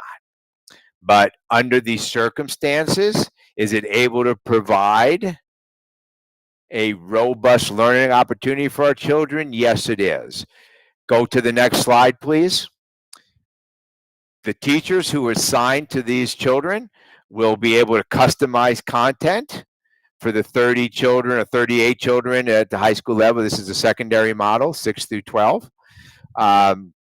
And be able to work closely again with the children that they're overseeing to provide additional supports. Next slide. It's translatable as well in 60 languages. Again, Annabelle. There's also modules for learning loss. So this is a wonderful, wonderful opportunity, again, for some of our children who perhaps were unable to engage in the same level of learning when we closed our schools for whatever reasons. Now they will have that opportunity to play some catch up as well. Next slide, Annabelle. And once again, this requires readiness. So if in fact the board goes in a direction where full distance is provided as an option to our students, then we'll want to identify who our families are that are going to be coming to school, who is interested in hybrid, who's interested in the variety of different opportunities that we're going to be presenting, at which point we then will ensure that the child, that no matter what program they're in, if it's virtual or hybrid, They will need a device. They will need to be connected to the internet and all these other things that I mentioned earlier, working closely with parents as well. And many of those modules are built into Edgenuity. Again, parents as partners. Next slide, Annabelle. The question related to virtual learning. What if I start with the virtual program and then school closes, or for some other reason? Can I switch to the current model? So picture this, you choose fully online and you are in the Edgenuity program. You're not attending school twice a week in the hybrid model, if in fact that's offered. Well, there's a lot of challenges with moving back and forth and toggling, mostly related to staffing. So we are going to evaluate that on a case-by-case basis. And as we continue to move forward, again, it starts with the decision of what direction we're going. Then we will look at the variety of different protocols in place to ensure that we're meeting the needs of our children. So there's no hard yes or no answer. Like everything, we're going to look at the big picture, just like we do all our children. It's a holistic approach. Next slide, Annabelle. Kevin, you now are going to really provide, I think, what everyone's waiting to hear is how are we going to keep everyone safe so that we could all feel good about being back on our campus come August 10th. Take it away, Kevin. Oh, thank you. Thank you. Good evening, board, again. So this is going to give me an opportunity to share some of those plans and items we'll be implementing to keep our students, staff, and parents safe as we look at whatever model we decide. And so on the screen here, we have some of the things that I'm going to be talking about, the distancing, the desk spacing, whether it's an elementary or secondary, and then some of the distancing that we have for our specialty classrooms or other spaces. And Annabelle, no, thank you. And we'll be talking about those specialty spaces and talking about some of the variances in classrooms, variance in the dimensions. Obviously, some classrooms have different millwork or casework or cabinets in them. And so as we go through this, keep that in mind as we go through some of these pictures. And so this first one we're looking at is a secondary school. And this is looking at a classroom with 18 student desks in it. And so with that, we're able to get 5 feet separation for those students. And it's really important to note that the California Department of Public Health recommends for classrooms to maximize space for whether it be the desks or the students, and asks that districts consider ways to establish separation of students through other means if that 6 feet is not practical. And so one of the suggestions is the use of partitions between the desks. And later on, I'm going to be talking and showing what some of those partitions might look like. So thank you, Annabelle. And so this is just a different angle, and you can see it truly is 18 desks. I didn't fool anything. There's no photoshopping or anything going on. And this is kind of what it looks like in a classroom. Thank you. And we're talking about in relationship to where the teacher's desk. This kind of shows what that looks like. And we go to the next one. And here we have a couple of desks, and so this one makes it the 18. But here we have sinks and hand sanitizing stations that are accessible. We didn't overcrowd. We didn't cram anybody. There's still room to maneuver around these desks. And we'll go to the next one. Another view of from the rear or from the entrance of the classroom. So when a student shows up on their first day, this is what they would see as they walk into a classroom at the secondary level. And this is a picture of what a prototype of a partition. This is a movable partition that would screen the teacher from the students and help protect them as well as the students, but still allow for them to see their facial expressions, and teachers can talk freely and not have to worry about uh, anything being muffled with a face covering. So, and then we get into our elementary school. And so elementary schools, as Dr. DeVore shared earlier, looking at a model of 12 to 15 students. And so this is what it would look like with a 15 student desk count. Here again, we would utilize that same process with our same system with these movable partitions. And that what you see on the screen there is 3 movable partitions put together. Not necessarily that every classroom is going to need or want 3. They might just want one of those panels, and so that's something that can easily be moved and put to the side or enlarged if they want to put multiple panels together. And then we have the other view. In this particular classroom, elementary classroom, we have a kidney table in the corner.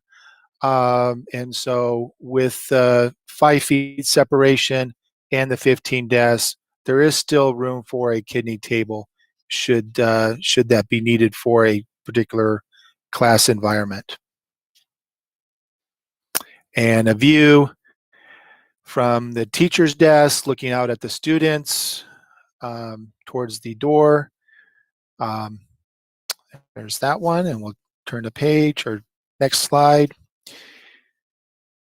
And another view from where the kidney table is looking out. In this particular classroom, not only do they have the kidney table, but they also have the 5 computer stations against the wall. And so in some of those cases, if a classroom is not able to maintain the 5-foot distance, we may have to look at alternates. Instead of the big kidney table, it might be a rectangle table.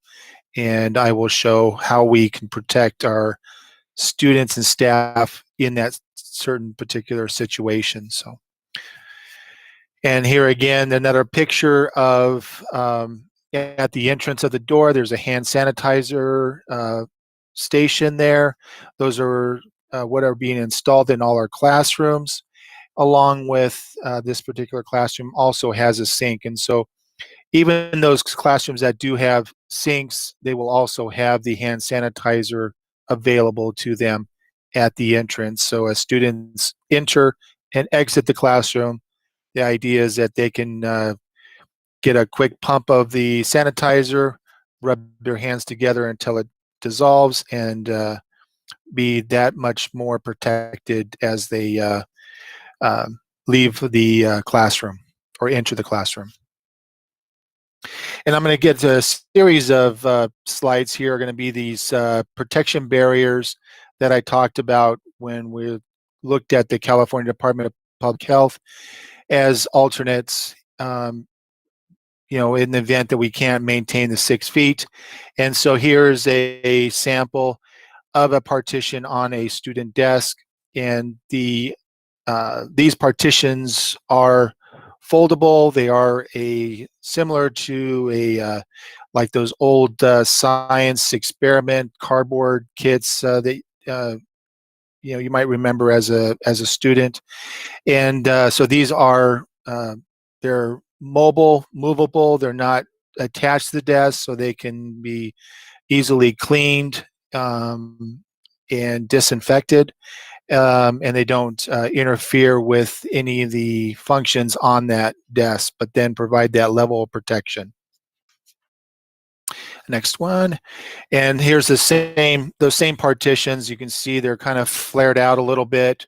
This is in actually a staff lounge, but you can see in a round table how you might have these barriers positioned so you can sit with other people at the same table and collaborate or enjoy your lunch, whatever whatever you have going on. And the next one. And here's the rectangle table I was talking about earlier. Again, different configurations to provide that protection and barrier between people. And we'll go to the next one. And again, here's a different configuration. This was in a library at one of our high schools. Completely configurable. The other nice thing is too, so you're looking at a 3 panel. You can also add more panels. So those hinges, they can be added, and so you can convert this to a 4 panel or a 5 panel, depending on what you want to do in the size of the table or the space that you want to, separate. And we'll go to the next one. And then we have our labs, biology, chem labs, those types of settings. And we have 2 different models in this slide here. The one on the left is the same model that panel that you saw in our earlier slides.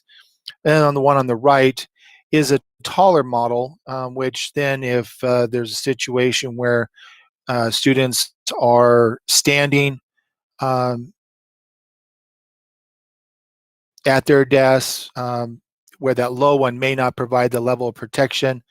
With this taller system, it provides that protection between students, and so they can collaborate, discuss what their assignments, and still be protected.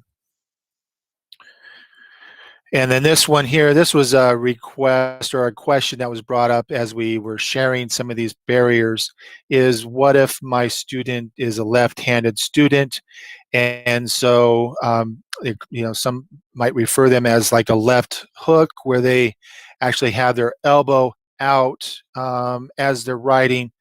And so here it is, what it looks like for a left-handed student, simple, and still stable on the system. I will tell you that the weight on these things are about 4 pounds, and so a little bit heavier than a laptop. And so it's not, if it did fall on the ground or something, it's going to fall on the ground. It's not going to break. It's not going to crack or anything. It's easily can be picked up and then repositioned. So. And the next thing I'm going to talk about is some of the signage. And so obviously with COVID comes a whole nother series of signage to provide warnings, protection, and in all the signage that I'll be showing are just samples of some of the signage. There will be additional signage that will be put at our campuses, and they'll be in Spanish and in English. And this particular signage is basically letting the public know, our students and staff, that body temperatures checks will be required. And in this case, this sign would then direct people to the front desk if let's say the school has already started and you're coming in, a half hour or an hour after school started, that your temperature check would be at the front desk rather than the gates of the campuses. The next one. And here, this signage you saw earlier in earlier slides. These are like a decal that would be utilized for any of the areas where there might be a line or waiting taking place. So this might be in the front office.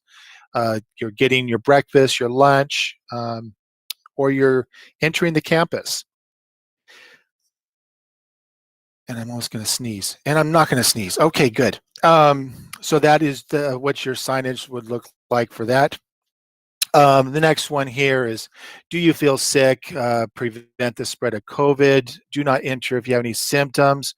So some of these signage might be in those entrances onto the campus. maybe some of the multi-purpose rooms, the larger type common spaces, libraries, and things of that sort. Next one will be also another sign that will be at this multiple locations, talking about the social distance of 6 feet, and then obviously wearing your mask as well. So this is a very important aspect that Dr. Musarino discussed, the importance of wearing your mask in these times. And the next one, and we're going to actually probably going to change that word from mask to face coverings, because there are obviously various different types of face coverings that do protect against the COVID. And here again, we're letting people know that the face coverings are required at all times. And the next one. So we're going to talk a little bit about hand sanitizer and where we are with that. And so prior to the closure of last spring, if you recall, the initial plan was the schools were going to be closed until spring break, and then students were going to return. And so at that time, actually probably a day or two before that happened,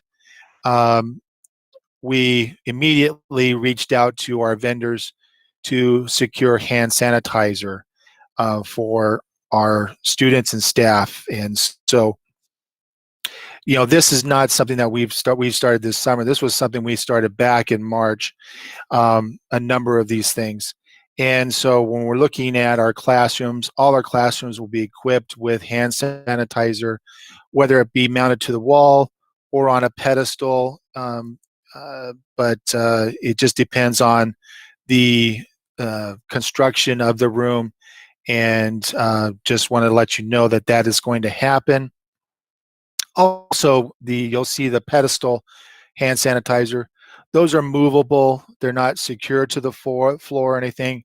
So the nice thing about pedestal hand sanitizers is they can be placed at the entrances as students walk, come onto the campus.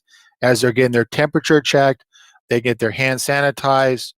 And then also too, during those lunch times, having those strategically placed around the quads, the open areas, is definitely a benefit, because the more the students and staff have this available to them, the more likely they're going to use it and further protect against the spread of the virus.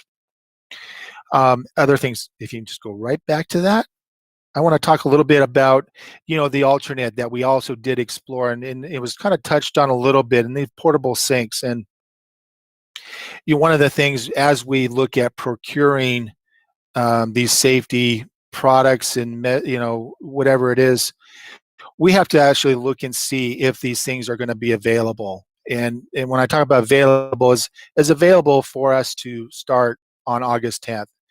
It doesn't help us if this product is on back order until October 1st or December 1st.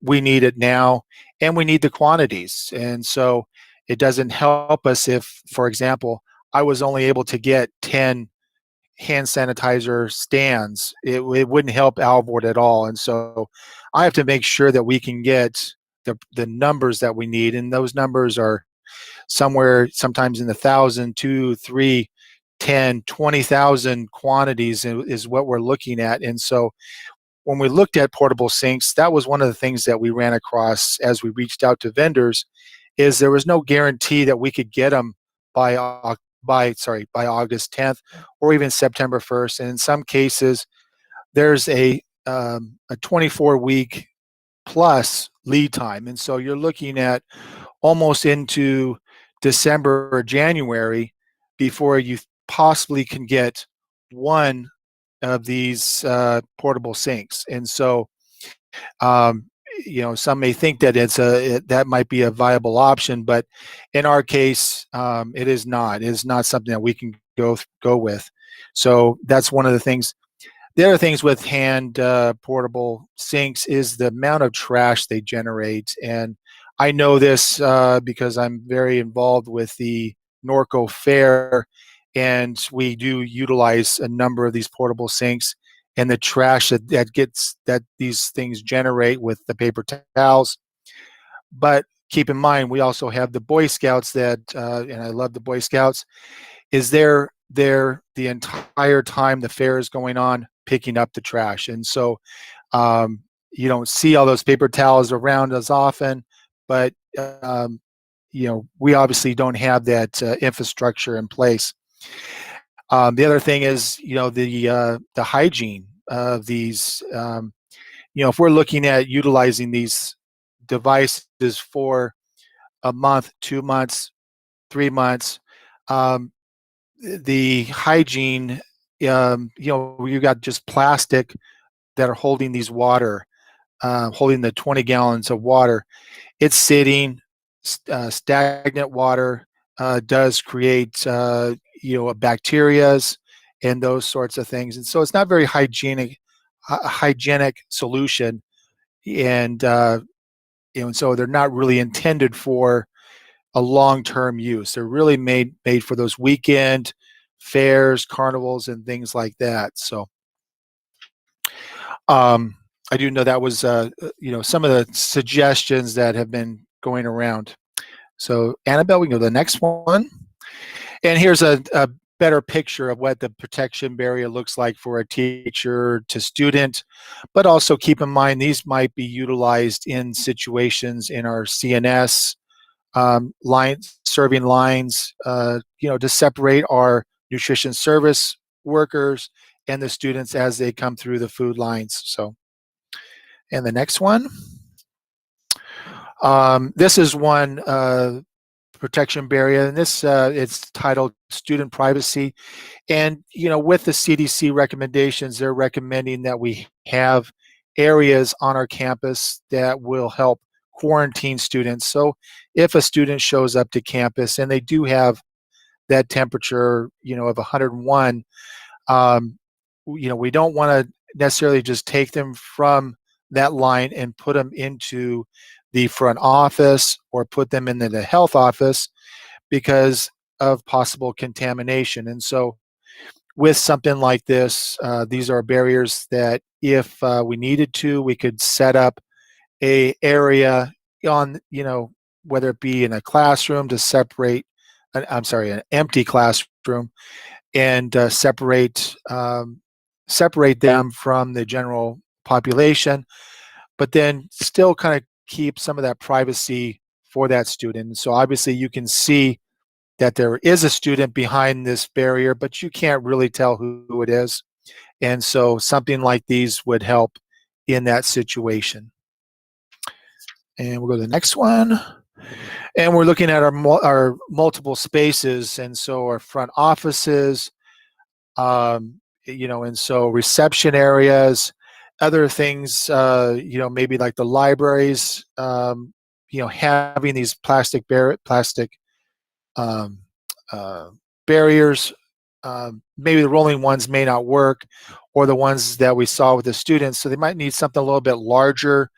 And so things that might attach to the desk or sit on the desk that provide that protection, but also things that might hang from the ceiling. And so one of the things that I had to explore was the compliance with the Field Act, which then gets into structural and make sure that we're not doing anything that's going to make an unsafe condition for our students.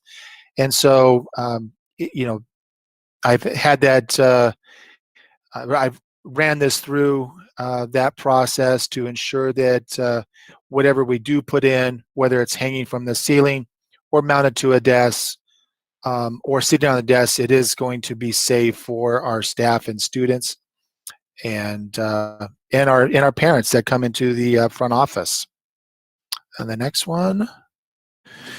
And we'll get into our disinfecting, our sanitizing daily with our Clorox 360 machine. And so obviously when we, back in March, we had purchased one Clorox 360.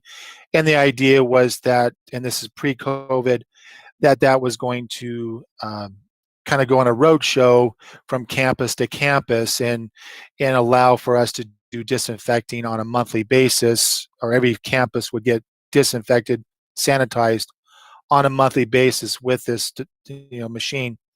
With the COVID started, we went ahead and purchased enough machines so we have every site has at least one machine, and so we are excited that that's going to be a useful tool to allow us to do that sanitizing on a nightly basis at our campuses.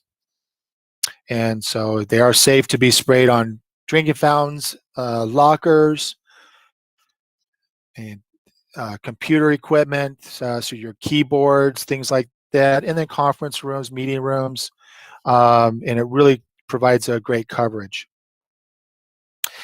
The next slides we have is our temperature checks, and so we have purchased and have in our possession hands-free thermometers, and so this will be something we'll use to do our temperature check.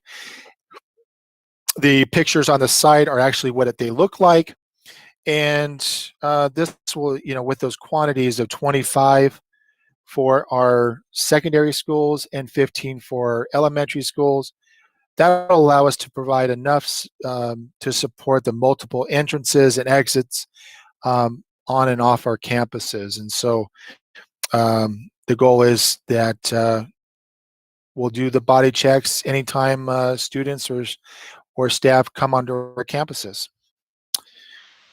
And I only got a couple more. Okay, so our school buses, and so I know there was a frequently asked question about our school buses and sanitizing, and so yes, I have been working with our busing companies that we utilize, and they do. The plan is that they will be doing the sanitizing twice a day. So after their morning runs, and then again after their afternoons or evening runs.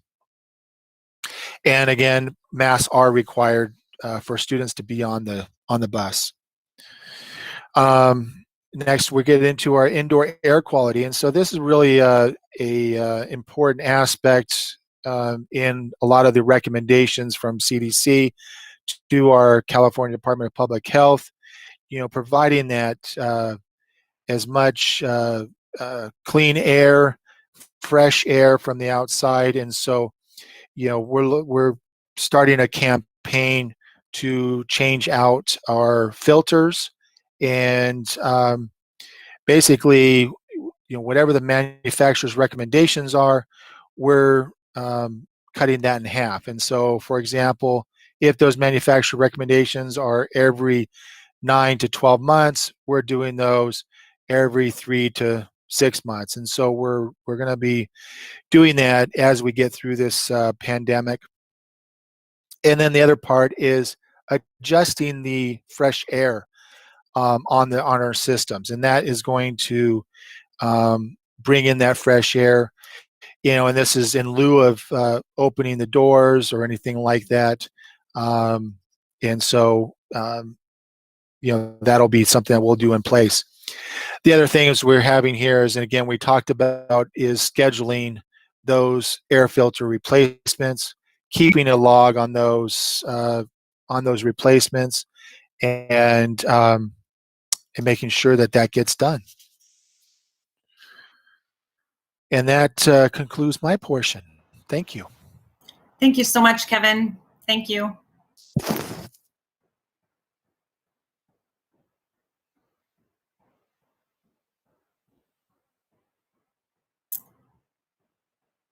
Talk a little bit about some of our guidance documents. So these sorry, that's okay. We did cover those. I will cover those, yes. And so we have the California Department of Education that we utilize, the California Department of Public Health guidance, and the most recent one is the one that came out on June 5th. But those that will likely be updated here shortly.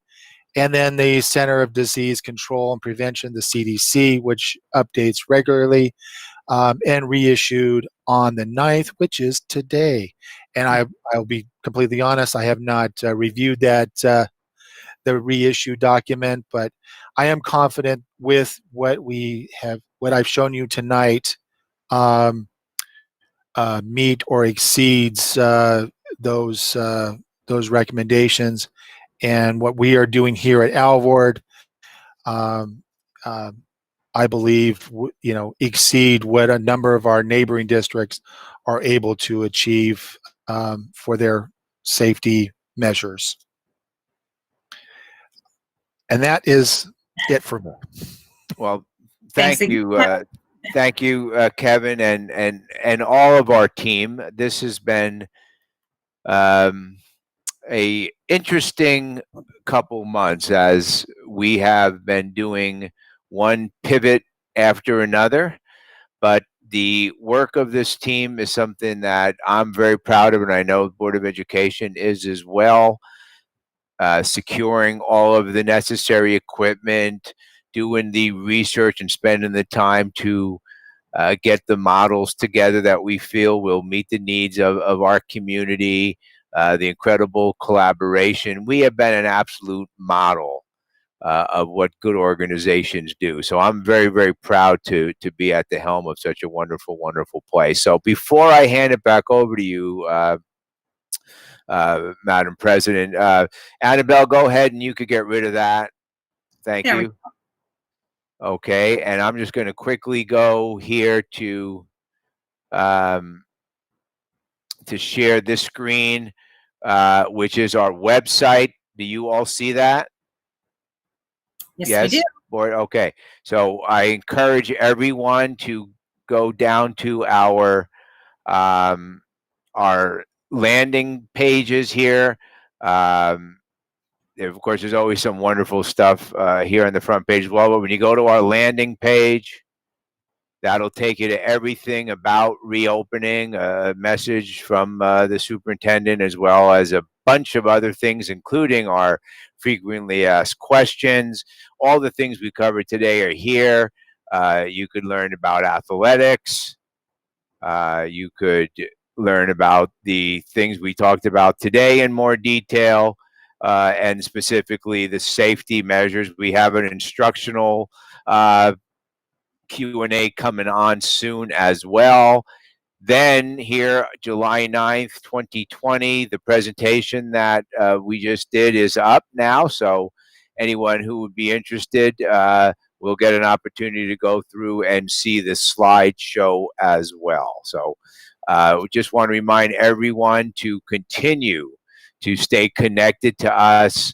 What we are trying to do, we will only succeed if we do it together. We're talking about behaviors. We're talking about everyone chipping in. We know, those of us here in this room are educators. We know sometimes children don't follow rules. So we have to make sure that we have all of the pieces in place so that our staff feel good about coming back to work, that they're not anxious and worried and uncomfortable, as our kids and family as well. So this is a multi-pronged approach. This is not an event. This is a process. We will continue to get better and better at it. But clearly, this is a disease that is acted in ways that are somewhat unpredictable. So I respect the decision that the Board of Education is going to make at some point. I also respect the decision that our families are going to make for what's in the best interest of our children. So with that, Madam President, that is our presentation. Thank you very much, Dr. Muzzarino. And well, first, I would just like to say, before we go on, I would just like to thank you and your team, Sherry, Kevin, Bob, Dusty, Lee, and So-So. We have worked collaboratively with our associations. Both presidents have been involved, and they have been such a big help. We could not have done this. Like they said, they were moving with MOUs, and they have been with us every step of the way. And so we are so very proud of that, because it just shows that the Alvord family does come together and we do have our children's needs first and foremost. And I truly believe that. I believe that we put our students' safety, social, emotional, academic needs first before anything else. And I know that these models are a little scary for some people, and because it's a difficult time. But I truly believe, and we've been a part of this, that we've met once or twice each week. These are our members, our board members have been working very hard, but of course the cabinet members are they're doing it round the clock, morning, noon, and night. They really truly have been doing this since March 13th. So I just am so very, very honored to be a part of this team and this school district and this board. The models were incredible, and you guys are just sensational, amazing, fabulous people, and it comes across in the models. So I just thank you from the bottom of my heart, and I know the rest of the board will have something else to say. And I would you like to convey your feelings right now, board, to our cabinet and Dr. Muzzarino? Okay, I see. Okay, all right, Lizette. Well, I was going to say, if we wanted to do that in discussion, I mean, just to. We can do that right now, just to thank them for the models, I think, and then we'll go into discussion. Yes. Okay. Yeah. Well, Carolyn, what you said, everyone worked really hard, and you can tell the specifics of it all. Everyone dug deep into everything, like Alan said before. No stone was left unturned. So even questions I didn't even know I was going to have, I had, and I got answered. The frequently asked questions that was there. It shows that we're listening to our families and that we're answering those questions and that we're making sure that we're taking their thoughts and input into consideration. So thank you to everybody. I think that's what the Alvord family is all about, and we kind of showed it that we are united and that we're going to work our way through this. Thank you. Thank you, Lizette. All right, Julie, Miss Marino. I think she just maybe is still muted. I lost a little bit of Lizette. Okay, I think she was done. Oh, okay. She was still, looked like she was still going. I didn't want to cut her off. Okay. So I am beyond humbled by this presentation. We are living in a time that none of us ever expected we would be faced with these kinds of challenges. And to say that we are grateful to the cabinet superintendent, unions, and staff and families is an understatement.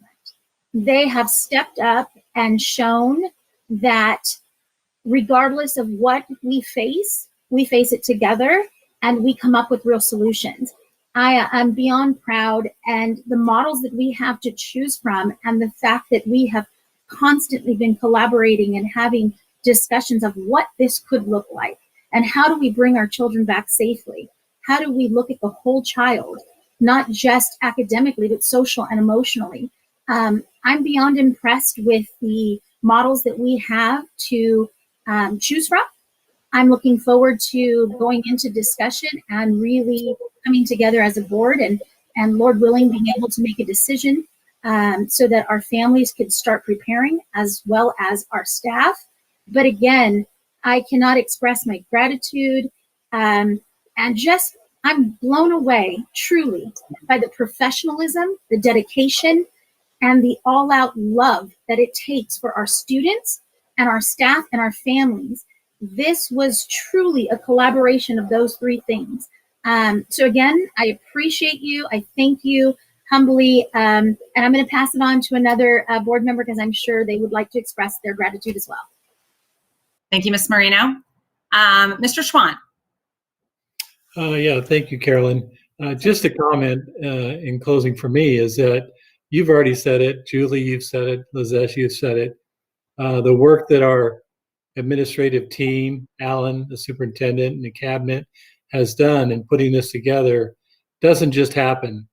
It happens because of the leadership and the passion and desire to be the best that we can be. And you guys have shown that to me, and I'm sure to the rest of the board as well, that as we move forward, we're in good hands. And we've done the best we could to put things together and see where we can go from here. So thank you very much. Thank you, Mr. Schwann. And Dr. Dorado. Oh, thank you, Carolyn. Okay, so I would like to say I'm here with the little baby on newborn. Just to the audience, I'm sorry that I have her right next to me, and I was trying to call my spouse for the okay, but let me go ahead and continue. You can't see my image at the moment, but I just want to say that the PowerPoint was very engaging from my perspective. I love I left with the message that Kevin Enemaker left us with, which is our district will meet or exceed the safety precautions, and that does cause reassurance for me as a current educator. I'm an educator and a high school counselor, and I felt very reassuring hearing those words as the presentation concluded. So I do want to say thank you to everybody, because the work that's been put in is not only a reflection of all the work that you put in, but it's a reflection of us as a board. And I'm really proud to be part of a board, and just the great attention to the details on all the models. So during our public comment section, if we make a decision about a model and the community members or the parents or students still feel that maybe some questions weren't unanswered, I do encourage them to follow up with the robust online website that we've created, so that you can have your answers made during that time. So thank you. Thank you, Dr. Arado. Okay, with that, I'm going to close item 7, and we're going to go to item 8, the discussion item, and this will give the Board of Education a chance to discuss any questions that they may have, and discuss that with Dr. Muzzarino or members of the cabinet. So with that, I'm going to open the discussion session, and does anybody have any questions that they would like to ask at this time?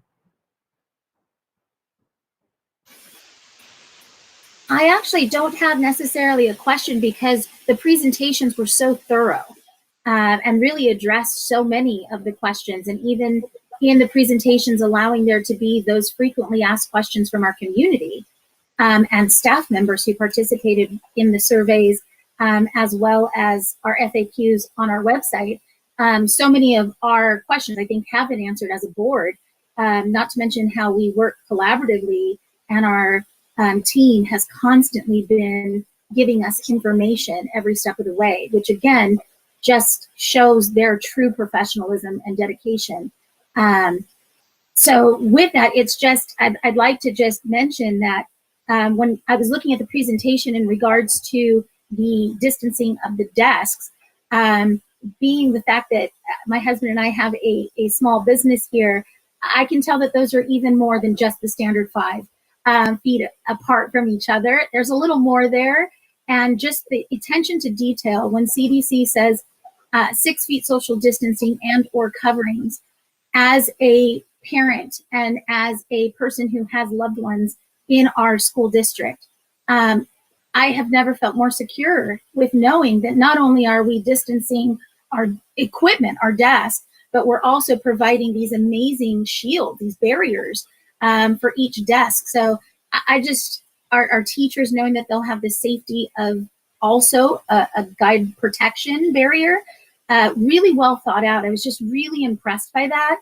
And so it just stood out to me again. So not necessarily a question, just really, again, overwhelmed with the attention to detail to protect our students. Thank you, Ms. Marino. Is there anybody else that would have a question? Ms. Vega. Not necessarily a question, just like Julie said, they were very thorough. One of my biggest concerns was if people still didn't feel comfortable after tonight's presentation, regardless of what model we chose, and they did virtual, yes, they might be a little bit safer from COVID, but how is that going to affect their social and emotional well-being? And so I just want to thank Ian and Bob for addressing those concerns, knowing that they have reached out to students, and they're going to determine by their trauma what level of support that they need. That makes me feel a lot better, knowing that even though if we choose hybrid but both models, and if they don't go physically to school, that they still have other methods of support and help. Thank you. Thank you, Ms. Vega. Anybody else? Just a comment, not a question. All right. as a board, and Carol leading our meetings every Monday, sometimes Monday and Thursday, we spend hours and hours talking to Alan and the cabinet about what it looks like and where the progress is and how are things changing. So we've been kept up to speed all the way along. So it seems like the combination of this presentation is something that, wow, it's great to see that we had some input ourselves going along with all the other task forces that had input as well. So I appreciate that very much. Thank you. Thank you, Mr. Schwant. And Joanna, do you have anything else? Or are you good? I definitely concur with my colleagues, and I want to say that this evening, this is a true testament to all the work. And this, I think a lot of the questions were answered either definitely tonight and just throughout our COVID questions. So that's why I really do encourage people, if you have further questions, to definitely go on the site and follow up with our district. I think more questions will be developed as we pick a model and we take a deep dive into all the smaller details. So I think that most of the questions were answered for me at this time. Thank you. Okay. Thank you, Dr. Dorado. And again, I'm going to reiterate that Dr. Dorado and everybody has said.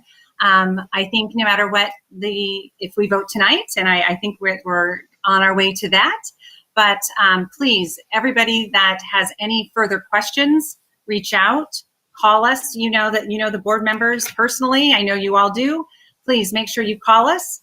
You reach out to Alan. Please, we're here for you. This is what we're doing. We're all about your voice matters, and it will continue to matter because, like we've said, this is fluid. Every day there's something. It's always changing, and so your voice matters. So we please, if there are any other questions that you've thought of while you're watching this presentation, I know that I have received so many questions through text. So I can't answer anything. So I apologize because that would be rude to the presentation. But so I do have a lot of questions I will be answering. But please reach out to us. This is what we're here for. We want to help you through this because we understand this is a very, very scary time for all of us. But I think, like we've said it, we're an Albert family and we're going to get through this together. We truly are. So please reach out and just know that we are here for you 100%. So with that, I'm going to ask the board, are you ready to make a decision this evening? So we'll go on to separate action item. All right. So the Board of Education, 911, consider and potential approval of 2020-21 reopening of school plan. So at this time, I'm going to ask for a motion. So moved. Okay, you have to tell us what the plan is. What plan would we like? Are we going to choose? Do you want some discussion around it or just put the plan up there? Well, we've just had discussion, but we can discuss it absolutely. We need a motion first. I need a second, and then we can discuss. So why don't we go ahead and make the motion for the plan first? Okay. All right. Yeah, I would move that we move forward with the hybrid model number 2, with the option of parents utilizing model 3, the complete distance learning, if that's what they so choose. Okay. All right. I second that motion. Yeah. Thank you very much, Ms. Marino. So we have Mr. Schwant for the first and Ms. Marino for the second. Thank you both. And now I'll ask if there any discussion. Yeah, just a couple of comments around each of the specific ones why I'm leaning the way I am. Safety is the number one priority in my mind. And I think the model number 1, going back to school in the normal way, I don't think provides enough safety for our students if the campus is congested and we can't keep enough separation amongst the groups.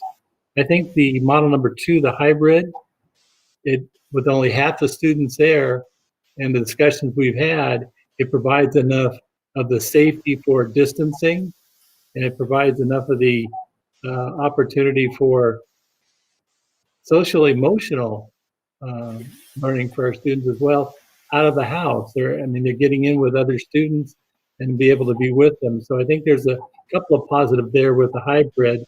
And then on the complete distance learning, obviously that provides the best safety opportunity, but then you have to go and look at where's the social emotional aspect of it, and are they going to be getting that? So, but that's for them and their parents to decide, but it is a safe option. So that's why I'm leaning towards Model 2 and Model 3.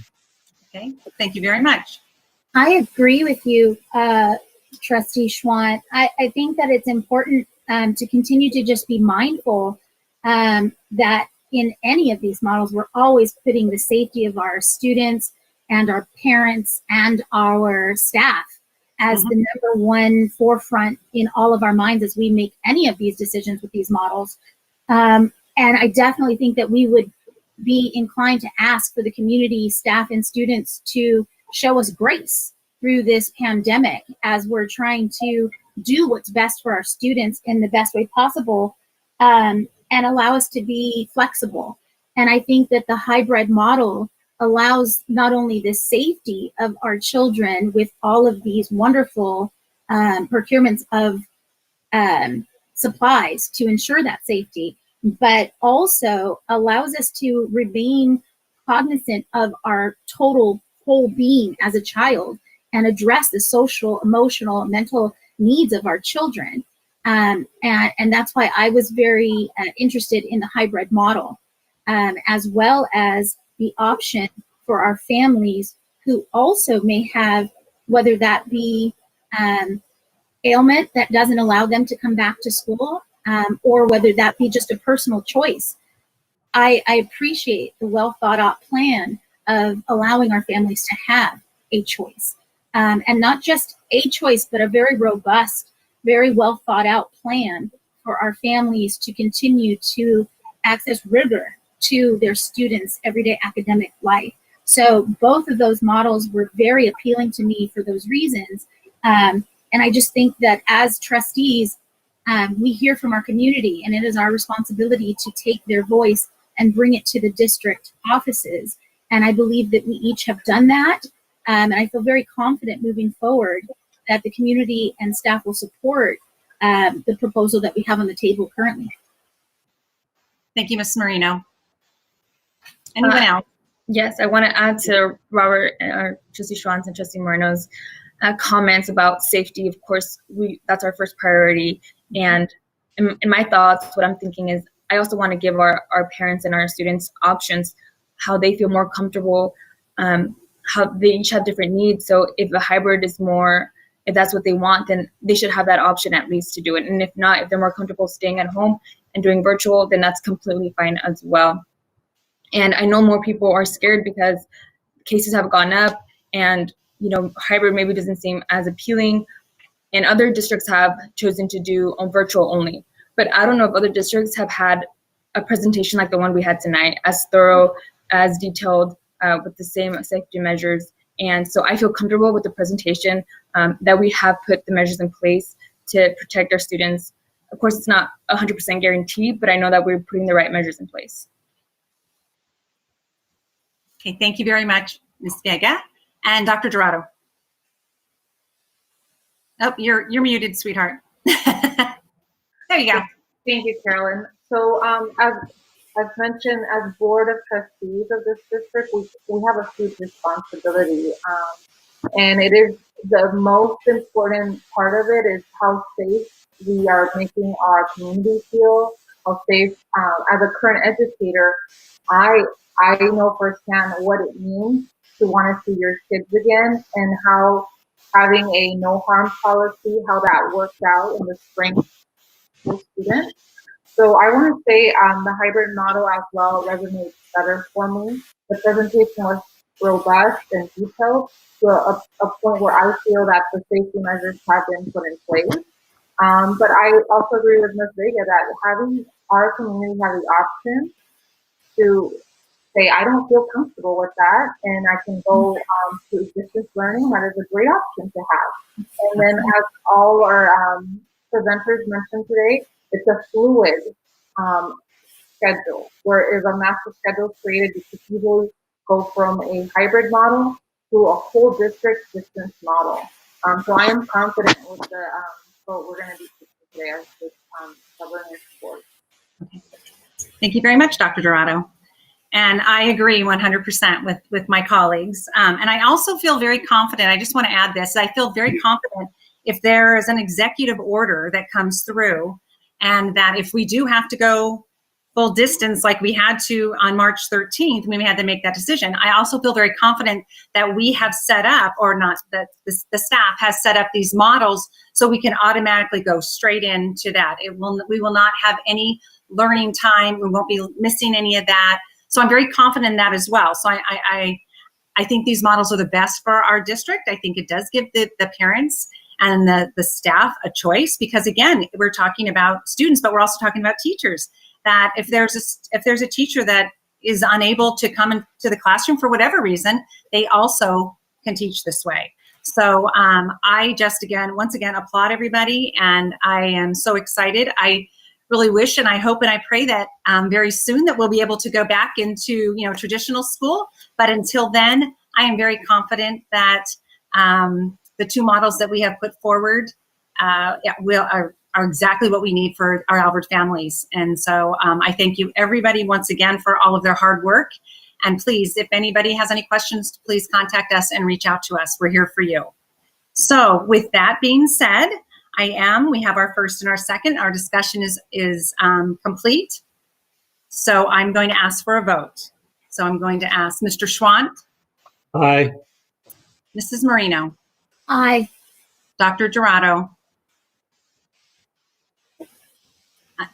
Aye. Thank you. Ms. Vega. Aye. And Mrs. Wilson is aye. So with that, it was 5 ayes. The 2 have passed. So I thank you very much. Thank you very much. All right. With that, we have one more item on the agenda this evening, and that is 9.2 Administrative Services. Adopt Resolution Number 1. Authorization needed to take any and all necessary action to prepare and respond effectively to COVID-19. Okay, we are first to have a public comment, so I'm going to turn it over to Dr. Presby and ask him for the public comment. Thank you, Madam President. The public comment today comes from Josh Fleming, our CSEA labor rep, and he's assigned to represent our CSEA chapter. And Mr. Fleming writes, Dear Alvord School District Board President, Ms. Carolyn Wilson, fellow school board members, Superintendent Musarino, and cabinet members. The intent of this public comment is for CSEA to remind the district that in Government Code Section 3100, by way of Resolution Number 1, does not absolve the district's obligation to bargain with the exclusive representatives under the Government Code 3500, the Educational Employment Relations Act, or EERA. CSEA is concerned that the district, by invoking Government Code 3100, is intending to bypass the district's obligation to bargain mandatory subjects of bargaining. The resolution reads as if the district is intending to contract out work, such as that performed by the M&O department, or to make other changes to the terms and conditions of employment, such as employee leaves of absence, work hours, and health and safety, among others.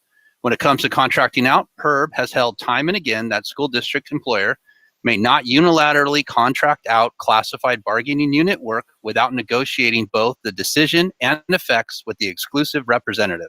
To do so is an unfair labor practice. Government Code 3100 provides that all public employees in California are disaster service workers. It can be argued that the COVID-19 pandemic falls within that framework. No one is disputing that. However, the district resolution does not list what disaster services are to be provided by the district and its employees. Will the district be providing auxiliary medical services? Do beds and medical equipment need to be set up? Is the district sheltering citizens? What disaster service role, if any, is the district assuming by invoking Government Code 3100? Or is it the intent to allow the district the latitude to conduct business, as it has been doing since March, outside the purview of public and the exclusive representatives? If the intent is the latter, CSEA believes this would be a gross abuse of power and a disastrous misinterpretation of the law. Let me explain. The CSEA contract has not been suspended or invalidated, and the duty to bargain with the union over topics with scope that has been invalidated either. Even assuming that the district is correct in declaring classified employees as disaster service workers, due simply to the reopening of schools, a suspicious assumption in its own right as we begin to reopen the state. Government Code 3100 does not invalidate in whole or substantial part of the entirety of the EERA. The EERA, it must be pointed out, is also government code. The district cannot use one part of the government code to violate another part of the government code simply by passing a board resolution. It must follow the law. The California Department of Education has substantially acknowledged the district's legal requirement under EERA during the pandemic. The CDE's recommendation and guidelines for school reopening states, in relevant part, that local education agencies should engage the exclusive representatives of labor groups and work collaboratively in tailoring bargaining agreements to address the relevant employee issues, and ideally, prior to the school starting, as to provide clarity for reopening. In the letter provided with my public comment, CSEA demands to bargain all the mandatory subjects of bargaining related to the reopening of schools for the 2021 school year. It lists 21 plus mandatory subjects of bargaining that may be impacted by the district's plan to reopen. In working collaboratively with the Human Resources Department, CSEA and the district already have full day negotiations calendar to address this topic. To that end, even in an emergency, if an employer has time to shoot the union an email to give notice of desired changes, then EERA requires the employer to do so, even if the circumstances are such that the employer must give the union only a few minutes or hours to respond. Throughout this emergency, CSEA and the district negotiating team have met multiple times weekly to successfully negotiate agreements on not less than 10 memorandums of understanding. Therefore, should the district be contemplating or taking steps to contract out classified bargaining unit work or make other unilateral changes to the terms and conditions of the classified bargaining unit, CSEA demands the district immediately cease and desist from unilateral changes to mandatory subjects of bargaining and meet to negotiate with CSEA on these topics as we have done since the pandemic began. Failure to negotiate will result in CSEA filing an unfair labor practice charges. Importantly, failure to bargain with CSEA will cause undue anxiety, fear, and misunderstanding among classified employees, whom I must remind the board have been ensuring students and staff receive essential district services as essential workers since the pandemic began. To CSEA, it is hard to fathom the practical need for resolution number 1, other than that caused by mere procrastination.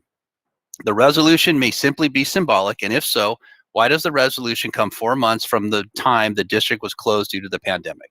And now, at a time when the entire state of California is reopening, CSEA asked the board, what is different about emergency now than in March, April, May, or June? Government Code 3100 is not intended to allow public employees to conduct public business outside the purview of the public and the exclusive representatives. We kindly request school board members ask the superintendent and the executive director of administrative services what is the true intent of this resolution. What emergency services does the district need or have been asked to provide that require a resolution at this time? If it is to bypass the exclusive representatives of its essential workforce, I again remind the board the district cannot use one part of government code to violate another part of government code simply by passing a board resolution. I thank you for the time and will be available during or after the board meeting to answer any questions you may have. And we will send a copy of what I just read and the original public comment that we received this morning.